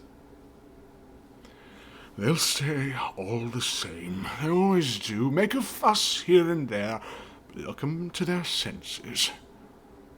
A bright flash of cruel inspiration flits across his eyes. His companion notes it, but does not speak until spoken to. Perhaps, Balabar began, in a tone most conspiratorial, a few suspended shifts for the more vocal proponents, to cover the cost of exploring the possibility of a wage increase, you see. An endeavor you will surely attend to with the utmost administerial care, spat the hooded figure. Balabar laughed heartily. Might even find the coin to give myself a little bump for the trouble of it all. Oh, but I wonder if there'd be any left to spare for the noble laborers. No, I doubt it. Such honest work, after all, should be rewarded, and the exhaustive research you will have to conduct. Oh, I simply must ensure I'm compensated fairly for such an arduous task. You simply must. The scheming echoes in a silent room, but the streets of Diamond Lake overwhelm it soon enough. The vein is erratic and vibrant tonight, but don't let the revelries fool you. Though you may not see them on first glance, there are blades in the dark, and the ones who wield them well.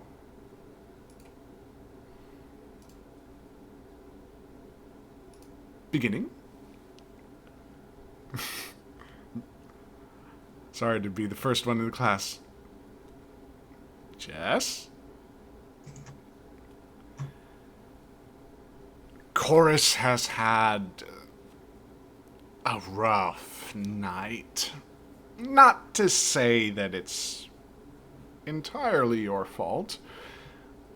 Workers just need a little bit of a push sometimes to ensure that people understand the importance of the work that you're trying to do.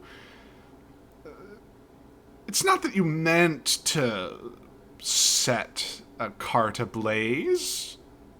At least not at first. That's obviously a consequence of what happened. That it happened to be Balabar Smank's cart, laden with, shall we say, some tools and other sort of important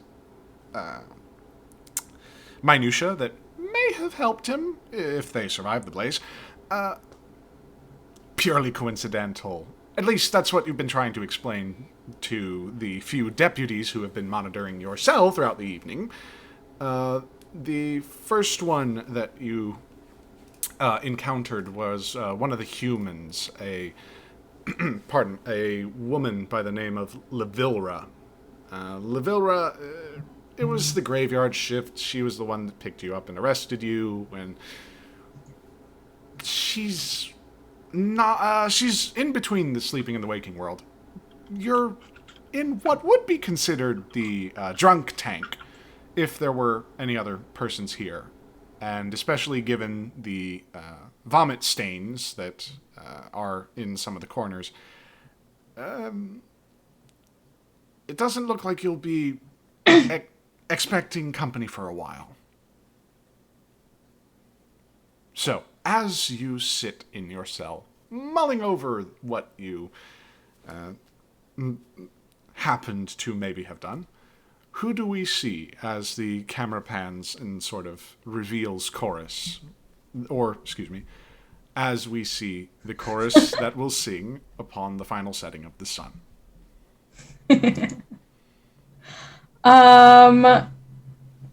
You see a pretty covered up figure, just sort of like flowy robes with just a bit to keep things cinched and in place.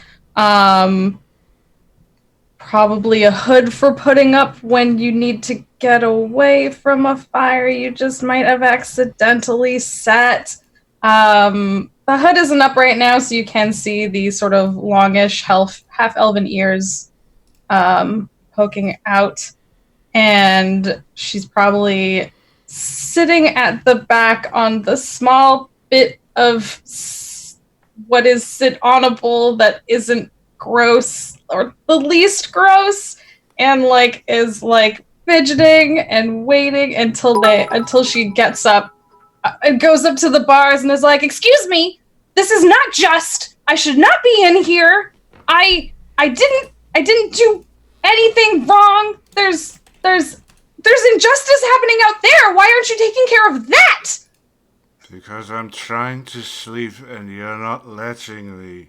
You hear the the guard very, very begrudgingly answer. Levilra, it's not that she's a weary spirit, it's that she's exhausted. So, as you let out this impassioned plea, it is met with nothing. "I would be much quieter if you let me out. If you let me out, I wouldn't be here. I wouldn't make any noise at all. And while I'm in here, I'm going to remind you of the injustice happening out there. Have you seen the lake? Have you seen what they've done to it?" You see, a single eye snap open and shoot to you. We're...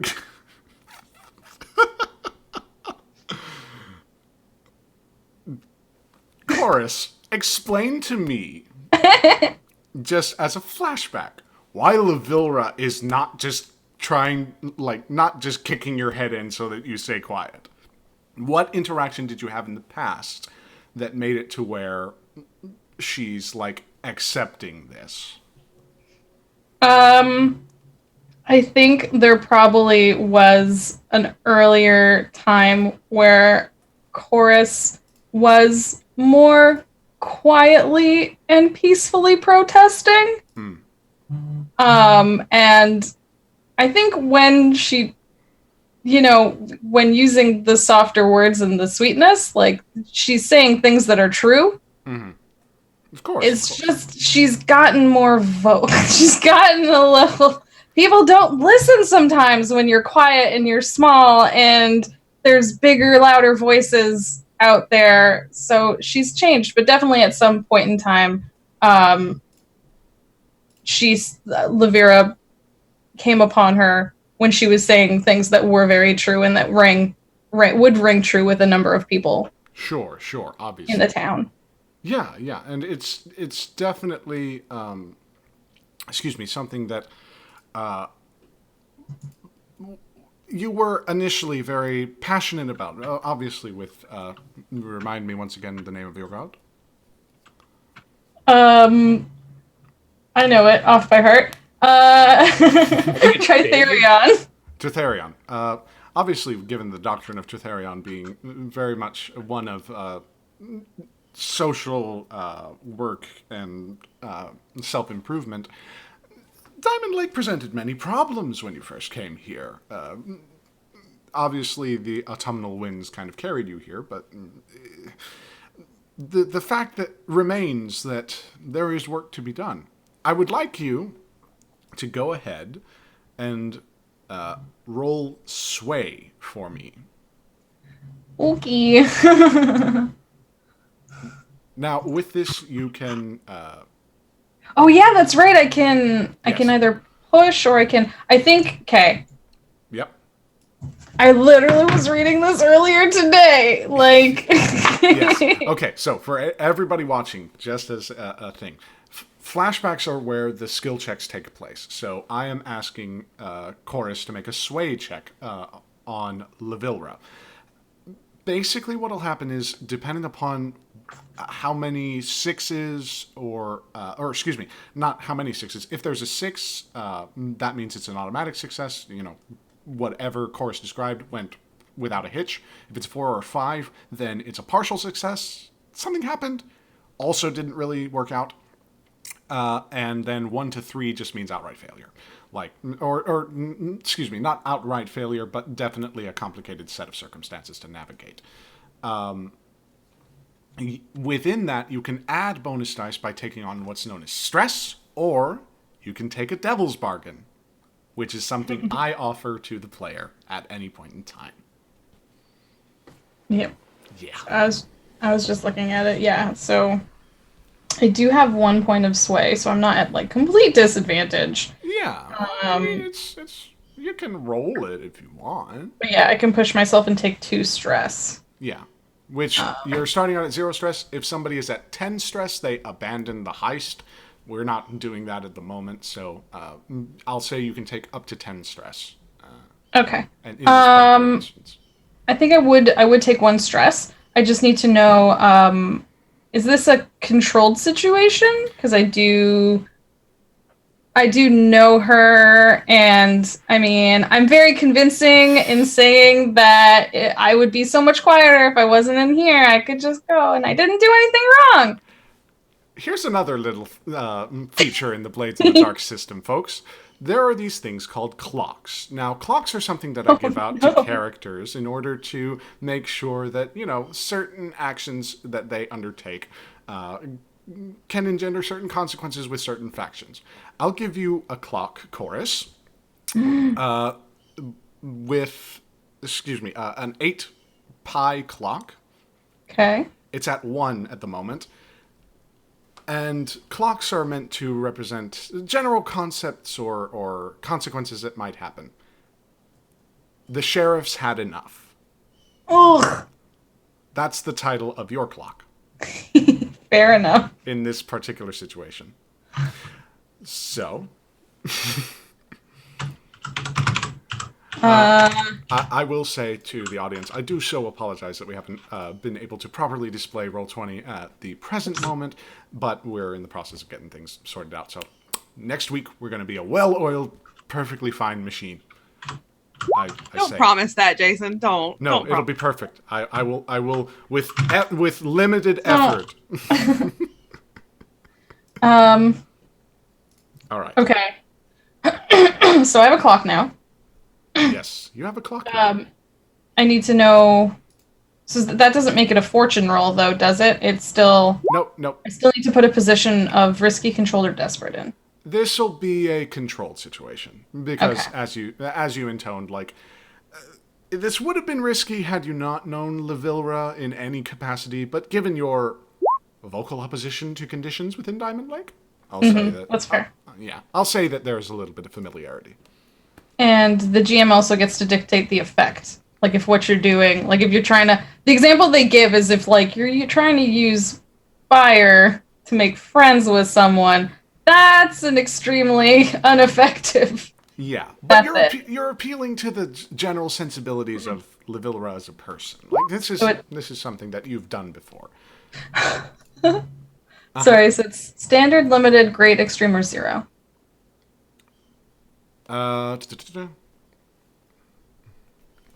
Say again. One more time. Standard. Standard. Actually, I have it here, and it does it. I thought it did it in. Controlled, risky, desperate. New system, everybody. Bear with us. Yeah, sorry. Literally, to do an action it's 6 things. It's a goal, an action rating, a position, effect level, bonus dice, and then roll. Yeah. So, sorry, it's just it's limited, standard, great, extreme, or zero effect. This will be a standard effect, I would say. Okay, that's fair. Submit. And I will take 2 stress and take 1 bonus dice. And Okay. So, we take the highest result in the pool of dice that was rolled. Of course, took 2 stress of a pool of 10, rolled 2 dice, and rolled a 5. So, you succeed, but there's a little bit of a not problem. So, how can I explain this? Levilra is sympathetic to you. She understands the work that you're trying to do. the plight of the common people! Yes, and the need for self-determination, for one person's existence to be assured, even in the most dire of times and circumstances. Winter's just around the corner. Like, there are some serious problems that need to be addressed.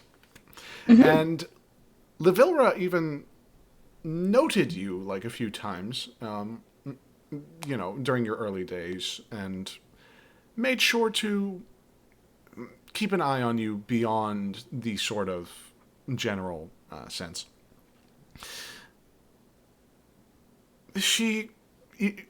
You see as through the bleary-eyed kind of tiredness, her eyes kind of open.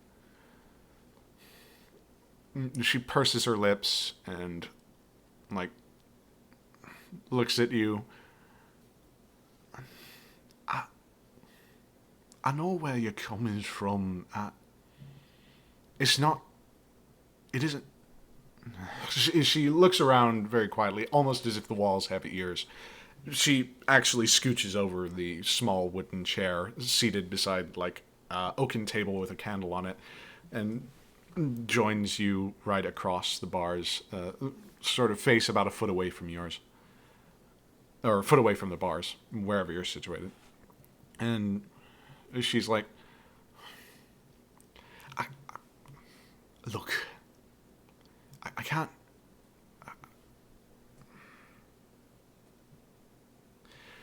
I can't let you out. Not tonight. I'm sorry. I sympathise, but look, paperwork and accusations, they get lost all the time, and nobody was there to get hurt, right? It was just a bloody cat, right? So I wouldn't hurt any of the workers. Oh no, I know that, but it's smanking is all lots. Like, I mean, breathing down our necks trying to make sure that things stay smooth. You see her kind of, like, frustratedly cross her arms and, like, huff. Right. Meg, here's the deal. You just stay here, right? I'll go and have Duncan round up some of your friends, or one of your friends, and get you out of here, aye? Okay. Thank you. Anything you need? Water, food? I think we got a bit of stale bread. It's not much, but...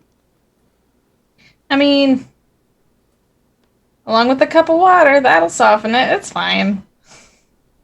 Alright. Just stay put, and if you have to be a firebrand, just out the window. And she sort of like points at the pathetically small barred window that's like situated. It's ground level because this is a basement. Yeah. Just I please. wouldn't do it on purpose. Oh, what? That was an accidental. Aye. Well, the different. I Well. don't need to hear it. I don't know if you've heard of this thing called plausible deniability. Okay.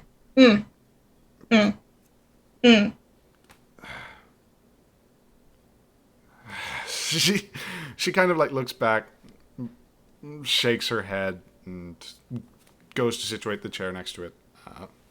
At about 15 minutes, she is back with some stale bread and a thing of water. You're at 2 pips that the sheriff has had enough. But your misdemeanor has been lost to whatever records, and you have been given the promise of Levilra to facilitate your speedy exit, hopefully within the night, if your companions are of that persuasion. Hopefully. Hopefully. As you wait, there is another that we must attend to. Keeping the same weird order. Katie? Hello. Hello.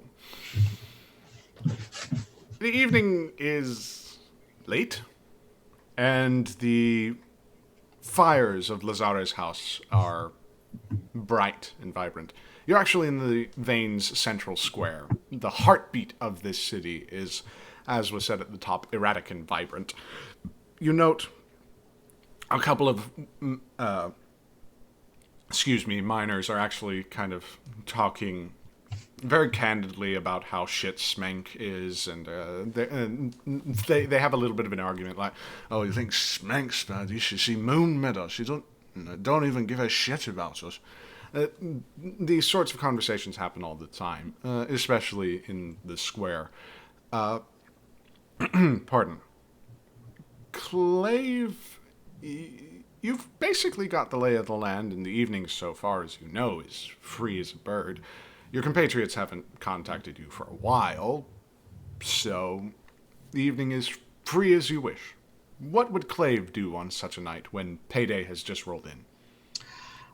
Clave would be heading to the Feral Dog, I think, to drink and to get into a fight. Of course. They're a person of simple pleasures. Yeah.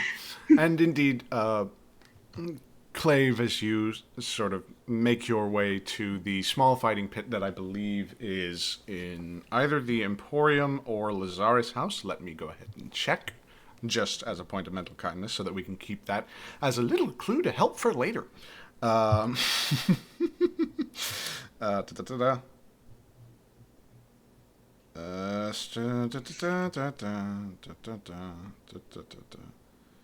Emporium, Gallery of Science, Gambling Hall, Scandalous Entertainments. Oh, who am I kidding? Where else would it be but the Feral Dog? It's the lower kind of tavern that's situated just off the main square. The Feral Dog itself is run by this, very severe figure by the name of Cullen. You hear a couple of gripings within, but the conversation has shifted away from Smank. Mainly because Cullen is a good friend of the good Balabar. Couldn't tell you why. Excuse me. But his scarred face, the red eyes, and the sort of very pale skin that he has, it's very strange to sort of, excuse me, navigate through this space comfortably, but Clave isn't looking for comfort, looking for a little bit of a time, as it were. So, there is a fighter that you are familiar with here. A pugilist, indeed, or one who calls himself a pugilist, by the name of... pardon. By the name of... Yeah, that's a good name. No, that's not a good name. No, that's a very bad name indeed. That'll work. Heather. A pugilist by the name of Heather. Spelled just the same as you think it would be spelled.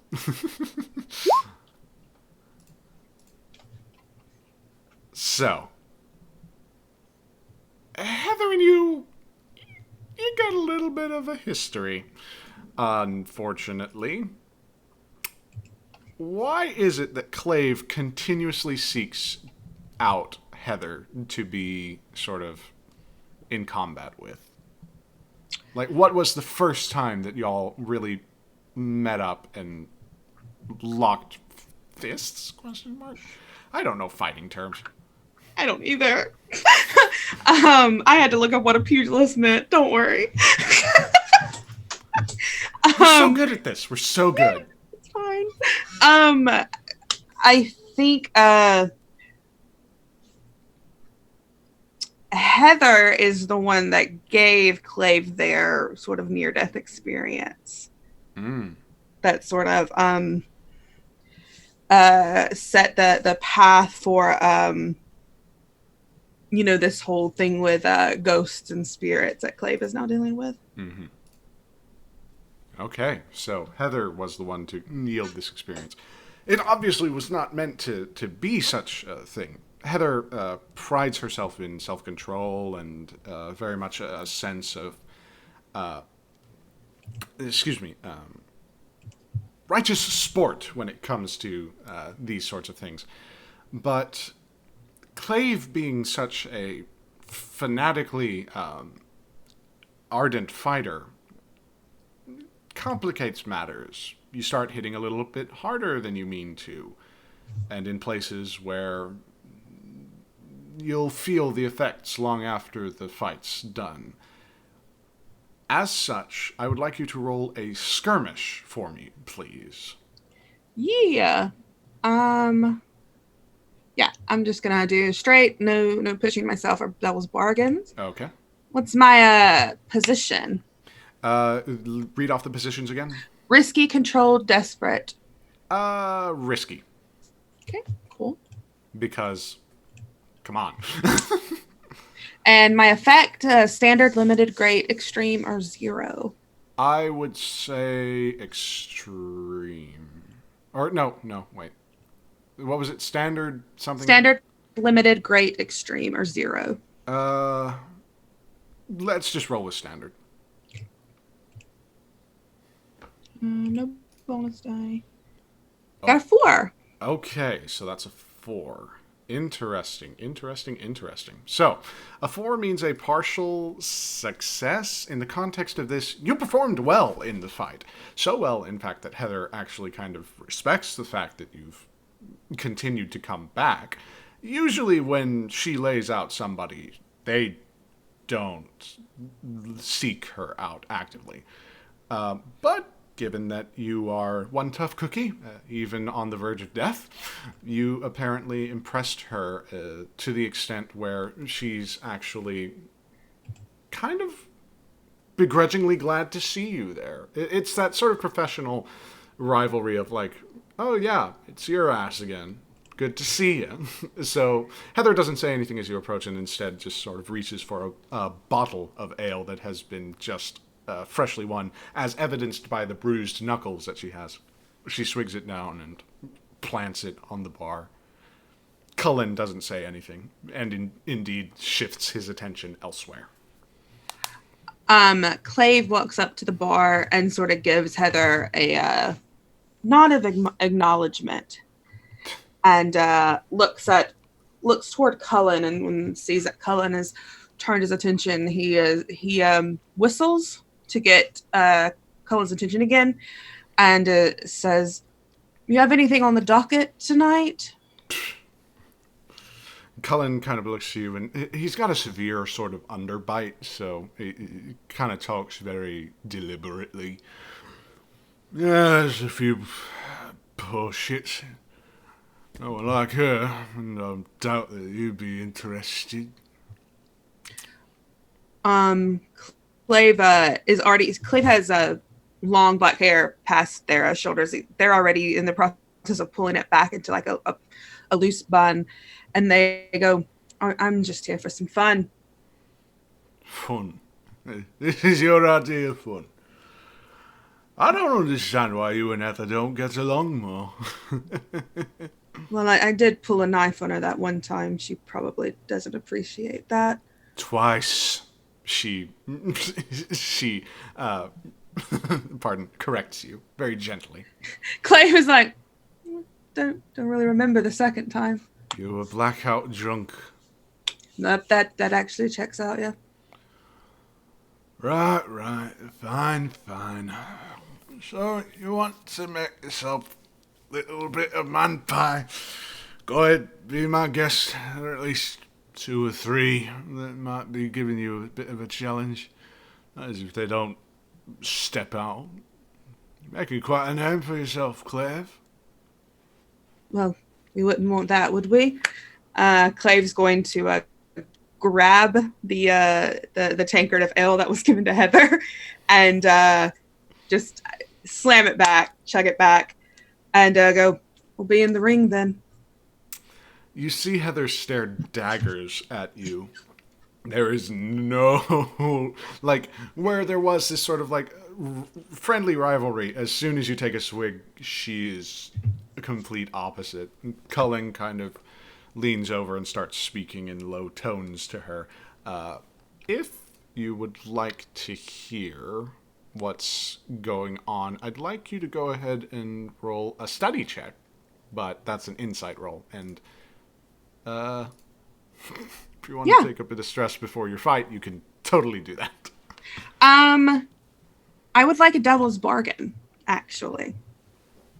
Okay, fine. I can offer you something. You'll know exactly why Heather is not jumping on you right now, but they will both notice that you know. And that probably won't be the best. No, I'm fine with that. You said steady, correct? Yes. Okay, what's my position? Risky, controlled, or desperate? Oh, this is risky. Cool.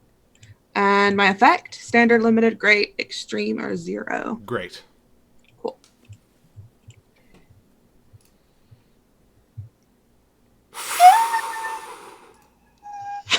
That's a 3. So, on the scale of failure, that's the highest failure that you could get.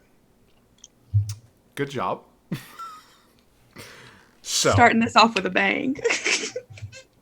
You don't see exactly why Heather is keeping quiet, but the way that Cullen is speaking to her, there's a new development. You don't know what it is, but they know that you're interested, and they immediately stop talking. I'd like to give you a clock now. 4 pips, 2 of which are filled. This clock will be labeled Cullen tells the boss. Awesome. Woohoo! And with that, we welcome Leah D, who is now following the Greyhawk Channel. Thank you so much for being here.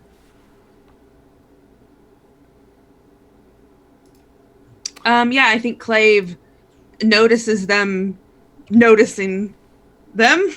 So Yeah. It's a sort of awkward thing where it's like somebody's explicitly talking about you, and you know they're talking about you, and then your eyes meet. It's like, Clave just like straightens their shoulders, gives a very, and then walks off toward the ring. Cullen does not return the salute, nor does Heather, as indeed another bottle of ale is brought to her. It's fine, because Clave's being an asshole. And there is a long night ahead of Clave.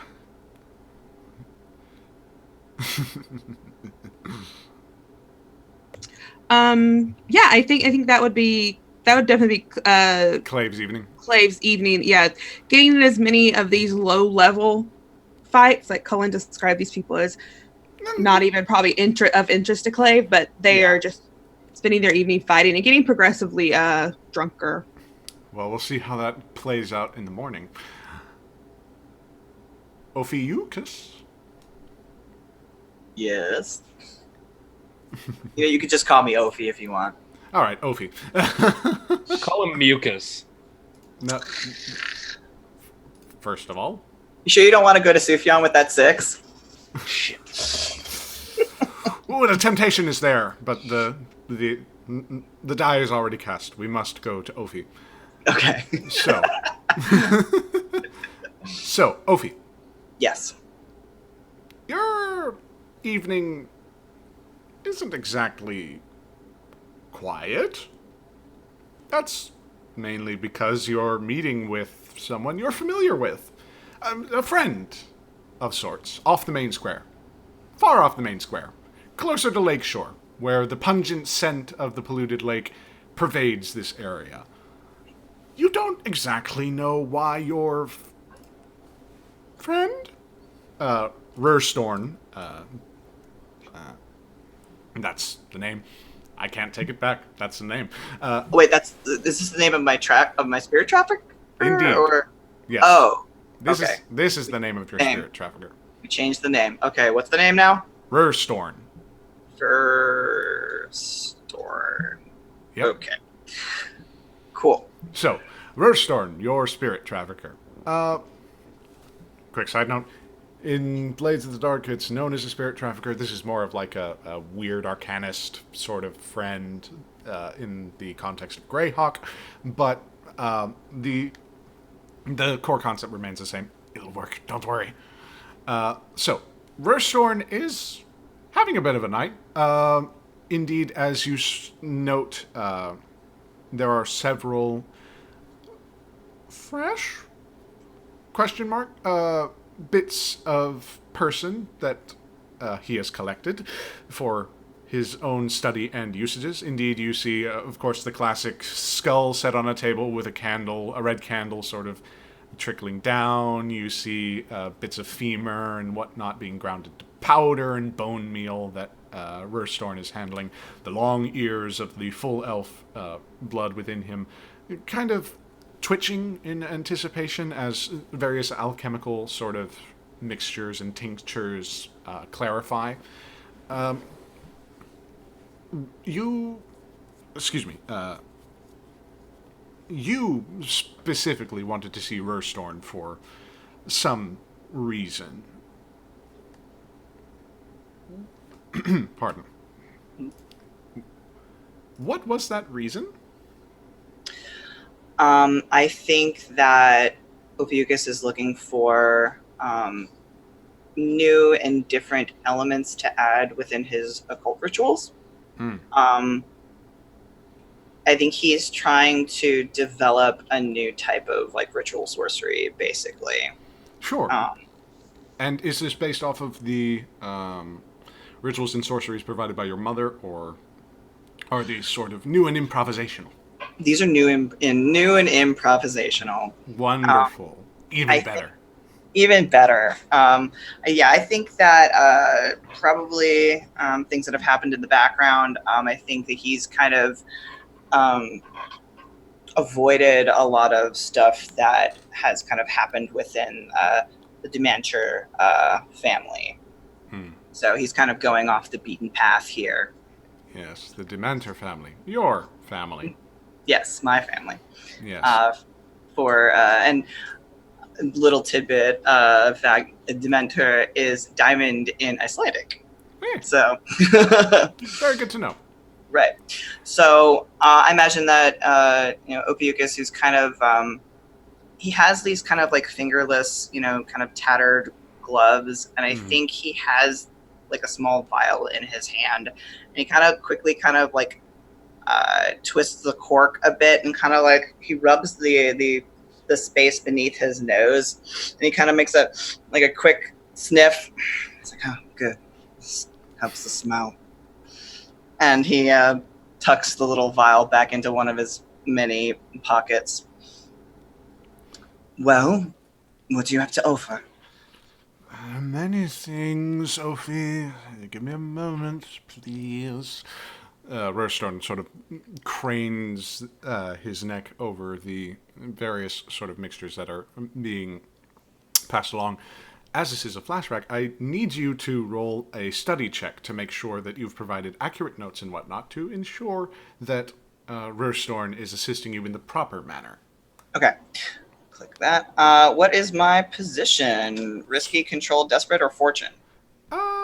Let's say risky. This is improvisational magics, so. Okay. And my effect, standard, limited, great, extreme, or zero? Standard. Standard. Yeah, this is something that you're looking to use sort of in your everyday. Don't have any bonus dice. Yeah. Oof. Really? I have 2 dots in study. Yeah. Kind of stinks, though. Double 2s as well. That's just a bad omen. Not good. As you see, the notes that you provided that morning, they were, as far as you knew, perfectly well and perfectly fine. As Rurstone is beginning to look, you actually see his normally very narrow eyes widen and his pupils sharpen to pinpoints as he quickly dives for what seems to be like a bear fur and throws it over throws it over the table of like mixtures and whatnot. There is a small puff as the bearskin absorbs what seems to be the fiery blow of a alchemical mixture gone wrong. Bone meal and whatnot is sort of splattered everywhere. A bit of the dust actually kind of gets on your person, which is annoying to say the least. And as Rurstone rips back the now ruined bear fur, he kind of like looks at it, uses it to cover some of the skeleton that he had not gotten to use yet, and sighs. What? I thought that you were good at interpreting infernal codex. Perfectly fine with interpreting codex, thank you. It's your damn notes. You'd do well if you could study more. He kind of grumbles to himself. I study perfectly fine, thank you. I just decided to have a fit in the early morning. Perhaps I wasn't... He just reach over to where the papers were to kind of look it over again. Maybe I... And then he sees the chicken scratch and the scrawling of early morning, sleep deprivation, prattlings of a madman. Yeah. Perhaps I just needed a bit of tea before. And he kind of drops it back down. Tea does not fix this. And he kind of motions to his somewhat ruined laboratory. The equipment that he has is pretty sturdy. There's a little bit of a crack in one of the beakers that he once had, but he kind of I can get you another beaker. That's not a problem. I don't care about the bloody beakers. I care about you. And he kind of he murs very loudly at that, and his eyes roll. No, let's not get on that. There's no need to worry about my well-being.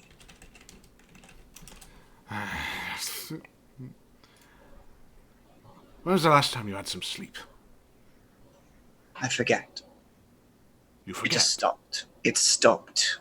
I can't make it happen. Not when there's things to do, things to change. Who does Rurstone see as Ophi has yet to be physically described. All right. Ophiuchus is a rather tall, painfully thin, pale-skinned individual with kind of like wispy, like white blonde hair that looks maybe a little bit thinner in some parts. It's kind of like perpetually kind of like shifting over his dark blue mantle that as the fabric kind of proceeds down towards past his waist, it gets very sheer and it's torn. His face has these interesting embellishments along it. They're kind of covered in kind of like this bit of like soot. So they look more as if he has like shards of metal kind of like artistically gracing like his face and like his neckline and whatnot. But it's clear that there's something else going on underneath. And actually, perhaps maybe one of the bits of the experiment gone wrong that hit him, it kind of touched on his face, and he quickly smears it away, and it exposes that there's in fact a diamond embedded into his skin instead.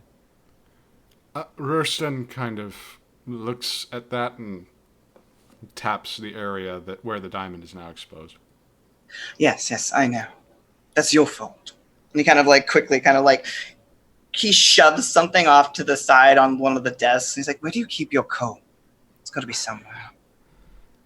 And it's like he's missed it on a shelf, like above, because he's so tired. You think I'm rich enough to afford coal?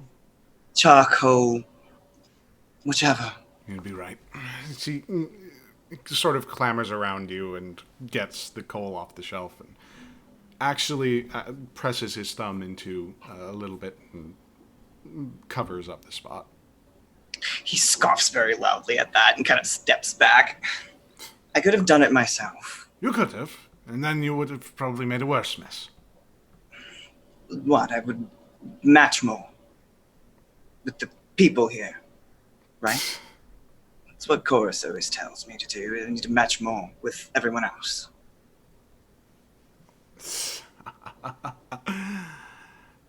You couldn't be a miner if you tried. I could try. I just might not do it well. Oh, no, you could try. And you would fail. Well, thank you for putting failure in my cards already. That's not like I need it. You already put it in mind. I'm returning the favor. I told you I could replace the bloody bear rug. Forget the rug, forget the beaker. Just... If you're going to give me notes... I'll read you the notes. And I'll give them to you properly. But I need these new components. I need to create a different channel.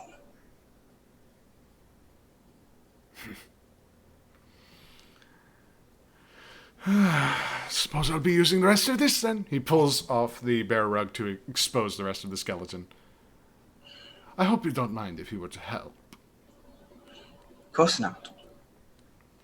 It'll be much appreciated.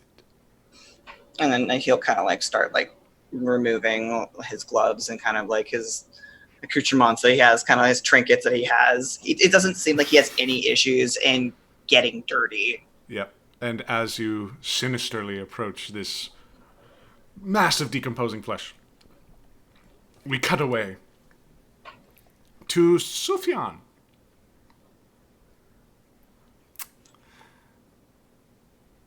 It is grown a little bit later. Not too terribly, but it is the dead of dusk, let's say about 2 a.m. Chorus, you've been sitting in your cell for about like 45 minutes or so, which stinks. But, well, the cell stinks, and the situation also stinks. Sufyan, a friend of yours has just arrived. Duncan, the blue coat, or, well, you affectionately call them the blue coats, mainly because that's the color of their uniform, at least the jacket of their uniform. And, yeah, where would Duncan be able to find you at this late an hour? Would you be asleep, I I think that if the Emporium is still open, he's probably like scrounging up whatever like the latest game possibly could be, or he's taking a drink at the bar. Of course, of course. So, latest game you've been playing for a while now. Like, let's not beat around the bush. This is something that you've been at. Excuse me, something that you've been at for a little bit. I'd like you to roll, let's say, a finesse. Yeah. Okay. Right. Let's just see what happens. If you would like, you can push yourself, or, accept a devil's bargain. I'll accept a devil's bargain. Really? You sure about that? Well, maybe not. Hold on. You've Why already did said I it. get a devil's bargain? That's bullshit. No, just kidding. Hey, you could have asked for one. Did you want one? It's too late. Uh-huh. All right. So, Sufjan, I'll say this. You can get 2 bonus dice to this particular roll. But you will be deeply, deeply in debt with somebody. I'm more than fine with that. Oh, good. So, good job. You've got a couple of dice to this roll. Hope you don't mind. If I also give you a clock, this will be 6. Lord Almighty. 6 with just a single pip. Just a single pip. Nothing too bad. The title of this clock is Payments Due. Oh, Lord Almighty. Okay. Okay. What's my position? Risky, or I'm assuming desperate? One of the two? This is standard. Yeah, okay. So No. Given the devil's bargain that I have offered, the position is standard and the results are great, I would say. okay. Great. With 2 bonus dice. I got myself a 6. Wow. And you saved yourself from a 1 and a 3. Yeah. So you're not doing too bad. All right. So you think you're doing quite well with your tricksy little habits that often occur. A flick of the wrist in a poker game, or the sort of, the spin that you put on the die. You're an avid gambler. You're cheating sometimes, but it's an avid gambler. It's a I'd profession. say bending the odds. Yeah, you're bending the odds in your favor, and you're doing very well. Surprisingly, it's actually working out marvelously. Indeed, a couple of garrison soldiers are kind of like sitting, fingers interlaced, at the table, trying to figure out how exactly they can beat you in. Since you are at the Emporium, it's not the biggest thing, but at Dragon Chess, you've arrived throughout the evening's festivities at this Dragon Chess board and have stayed there for a good long while. The garrison soldiers, one by one, just sort of kind of dissipate. Then there is another figure.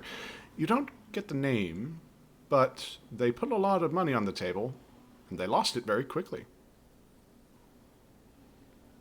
The man that sits across from you, again, don't know the name, he kind of sighs and says, suppose men like you will be needing something like that. Well, if it's something that you're more than willing to put up, I guess you got to be willing to lose it. Right you are, good friend. Right you are. Though, I will say, money wasn't mine. How's that? That's not mine anymore. Oh, well, I suppose not. No, what with my rolls, Sorry, don't believe I've seen you around here. He lays a hand on your shoulder. And you won't for quite some time. Pats your shoulder and just walks away. Right, mate. Well, nice talking. And he just starts kind of like pooling the the gold or the silvers. Oh, yeah, that's fine. Man, as you are pulling the gold and silvers and enjoying your winnings very libaciously at the bar of the Emporium, you see a fire juggler, a pyromancer of sorts, similar to Chorus, but a little bit more controlled, we'll say. Just sort of entertaining various midnight guests with warmth and whatnot from the autumnal winds that sweep across. Duncan enters upon this scene and finds you. What does he see, and how drunk are you?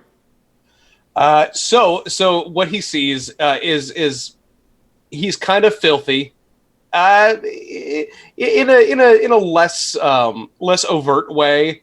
It's just, maybe he smells a little bit, but he wears this kind of like long overcoat that he's clearly had for many, many years. Because it's like the nicest coat that he has. A human man with very, very short cropped hair, probably a buzz cut or equivalent. He is sitting at the bar. He's not actually that drunk, but he's enjoying very, very nice drinks and really enjoying them, like letting them ruminate and letting them sit for a bit. The other thing he notices as he notices Duncan come in, Sufjan kind of looks up and flashes a big winning smile at him with his eyebrows raised, and it's very clear that he's missing several of his teeth. Duncan is sort of in the same lot. He's kind of the scruffier of the deputies, kind of salt of the earth looking guy, blonde-ish hair that's been darkened just by the soot that pervades outside. And he actually comes over, pats you on the back, and looks to the bartender. Nothing more for him. I hope you don't mind if I was to steal him away. Oh, come on now. We just started. It's not your fault. It's Lavilra. She brought in your friend, right? The fire starter. I know a lot of people, so you're going to need to be more specific. Oh, God. The one with the elven name. Oh, the one that's like, on the wings of an eagle and the sort of singing about the sun. Chorus! Yeah, that's it. That's the one. Yeah, Chorus. Yeah, that one. Yeah, she got herself in the drink tank. Mainly because of something that I actually didn't quite catch. Actually, I don't know why she's there. Well, one reason or another. Talking too loud, probably, in this day and age. You see the cogs just kind of turn in Duncan's head, and as he tries to figure out this problem, but he gives up. Yeah, it's probably something like that. Don't worry, it's fine. I'm sure that, me fetching she's going to be out with the night. Yeah, so that's the thing. How much this going to set me back this time? Oh, so you're a friend, Sufjan. Come on. He kind of like rigorously shakes her shoulder. It's one of those things where a friend is being like overly physically comfortable and almost pops like a hip out of place because it's so just sort of like sympathetically rough. But he kind of like lets off and says, "It's fine. Don't worry. Just we'll get it figured out on the way there. How about that?" Yeah, well, I hope we're not walking the whole way.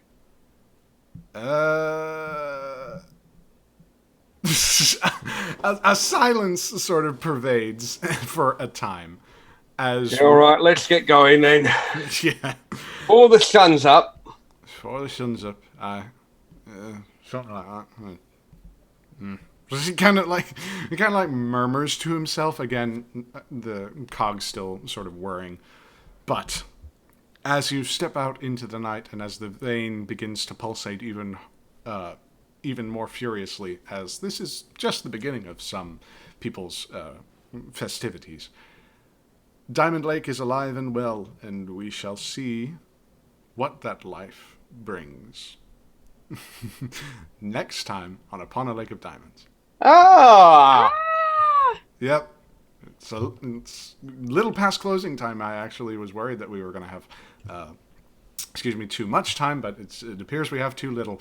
Thank you, actually, just before I forget, thank you to, I believe it was Gratuitous, aha. Gratuitous RPG for rating there at the end with 17 viewers. Just a lovely time. I have been at Just Jason Please on Twitter. Jason in real life. Just call me Jason if you ever, get the chance. Follow me there if you want to find out where I'm at. And I'll just roll out the red carpet for my friends here before we get to the sponsors. So let's keep it in the regular order. Jess, this was the first time we played. How are you doing? I know. This is the first time I've played with any of you. I'm so excited. Yeah, we're excited to have you. Where can we find you? How did you like it? Hi, my name's Jazz. You can find me at go_JG in most places, on Twitch, on Twitter. I stream a variety of video games and RPGs. We do Spire and Genesis and Good Society and lots of different fun stuff. So come hang out with me. This was awesome. I can't wait to. I love that Sufjan already has to come get me out of jail.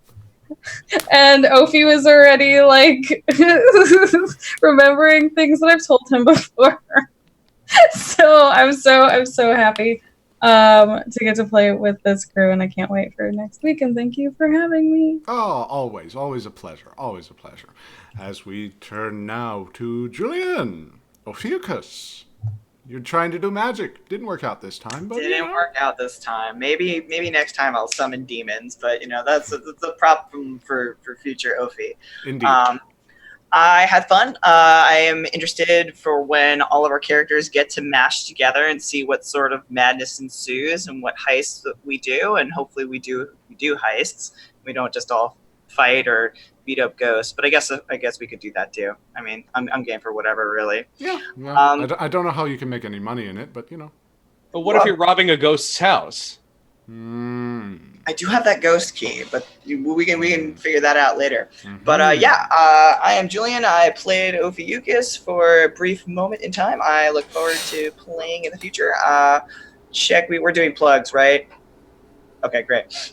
Yeah, I am Jackal of Jackal and Hare, and in a few hours at 8 p.m. Eastern Standard Time, Michael will be running on Gilded Tides, which is a D&D 5e adventure that is pirates and whimsy. So, if you want more happy fun times, be sure to check us out over there. Alrighty. Good to have you here. Katie.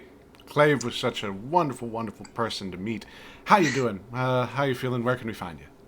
Yeah, I'm really excited for this. I'm excited for for this little band of people who have never done anything wrong ever to come together, and it's going to be great. You can find me everywhere on the internet at Katieface. Tuesdays, I'm on Off the Table playing Alas for the Awful Sea. I will also be back on Greyhawk on Saturday evenings, playing in a old school D&D campaign. Like the old ones were like elf and dwarf and halfling were the actual class, so it's going to be great. And then there's a lot of stuff as my schedule on Off the Table comes back normal. But yeah, that's where you can find me. Good. Alrighty. As we come to the final player, Michael. Hello. Sufjan was a delight. Drunken delight. I'm glad that he went that way, because it was either going to go extreme one way or extreme the other. We'll see how it goes. But, how you doing? What you got going on, and where can we find you? Yeah, my name is Michael, at Michael L. Bradley on Twitter, or as you probably saw me in the chat, at Dungeons, Dragons, and Dives, because I am the Dungeon Master and creator of the Dungeons, Dragons, and Dives podcast. It's a 5th edition adventure. We're about 100 episodes deep, and the party has almost gotten to the point where they've almost completed the map to Flavortown, we'll say. So maybe they'll get there this year. But Julian also mentioned tonight at 8 p.m. Eastern, 7 p.m. Central, if that's how time works. We are going to be doing Ungilded Tides on twitch.tv/Jackal and Hare. Pirate Mess, where you get to watch Julian and all of our other players attempt to do anything, I guess, on the ocean. They're in the middle of a vicious fight with a bunch of Knoll pirates currently. But since Julian plugged my thing, I'm going to plug his game because every Friday on twitch.tv/Jackal and Hare, you can check Julian out, who is going to be running a Tales from the Loop Things from the Flood game called The Halo Effect, where I'm going to be playing in, or have been playing in. It is a lot of fun. It's a lot of teen angst, and it's going to get angstier. So that's what's going on right now, and that's what I'm very excited for. Fantastic, fantastic. Well, it was a pleasure to have you all on, and a pleasure to dive into the Blades in the Dark campaign of Greyhawk fame upon the Lake of Diamonds. As I said at the top, Greyhawk Channel is supported by Patreon supporters and Twitch subscribers as well. Donations continue to sustain the channel as we continue to grow and harry ourselves through the lovely, lovely world of TTRPGs. Pardon. In addition to that, of course, as always, you can visit those who support and sponsor us. Roll20, for instance, actually supports the Greyhawk Channel. It is the world's leading virtual tabletop. Says so right there.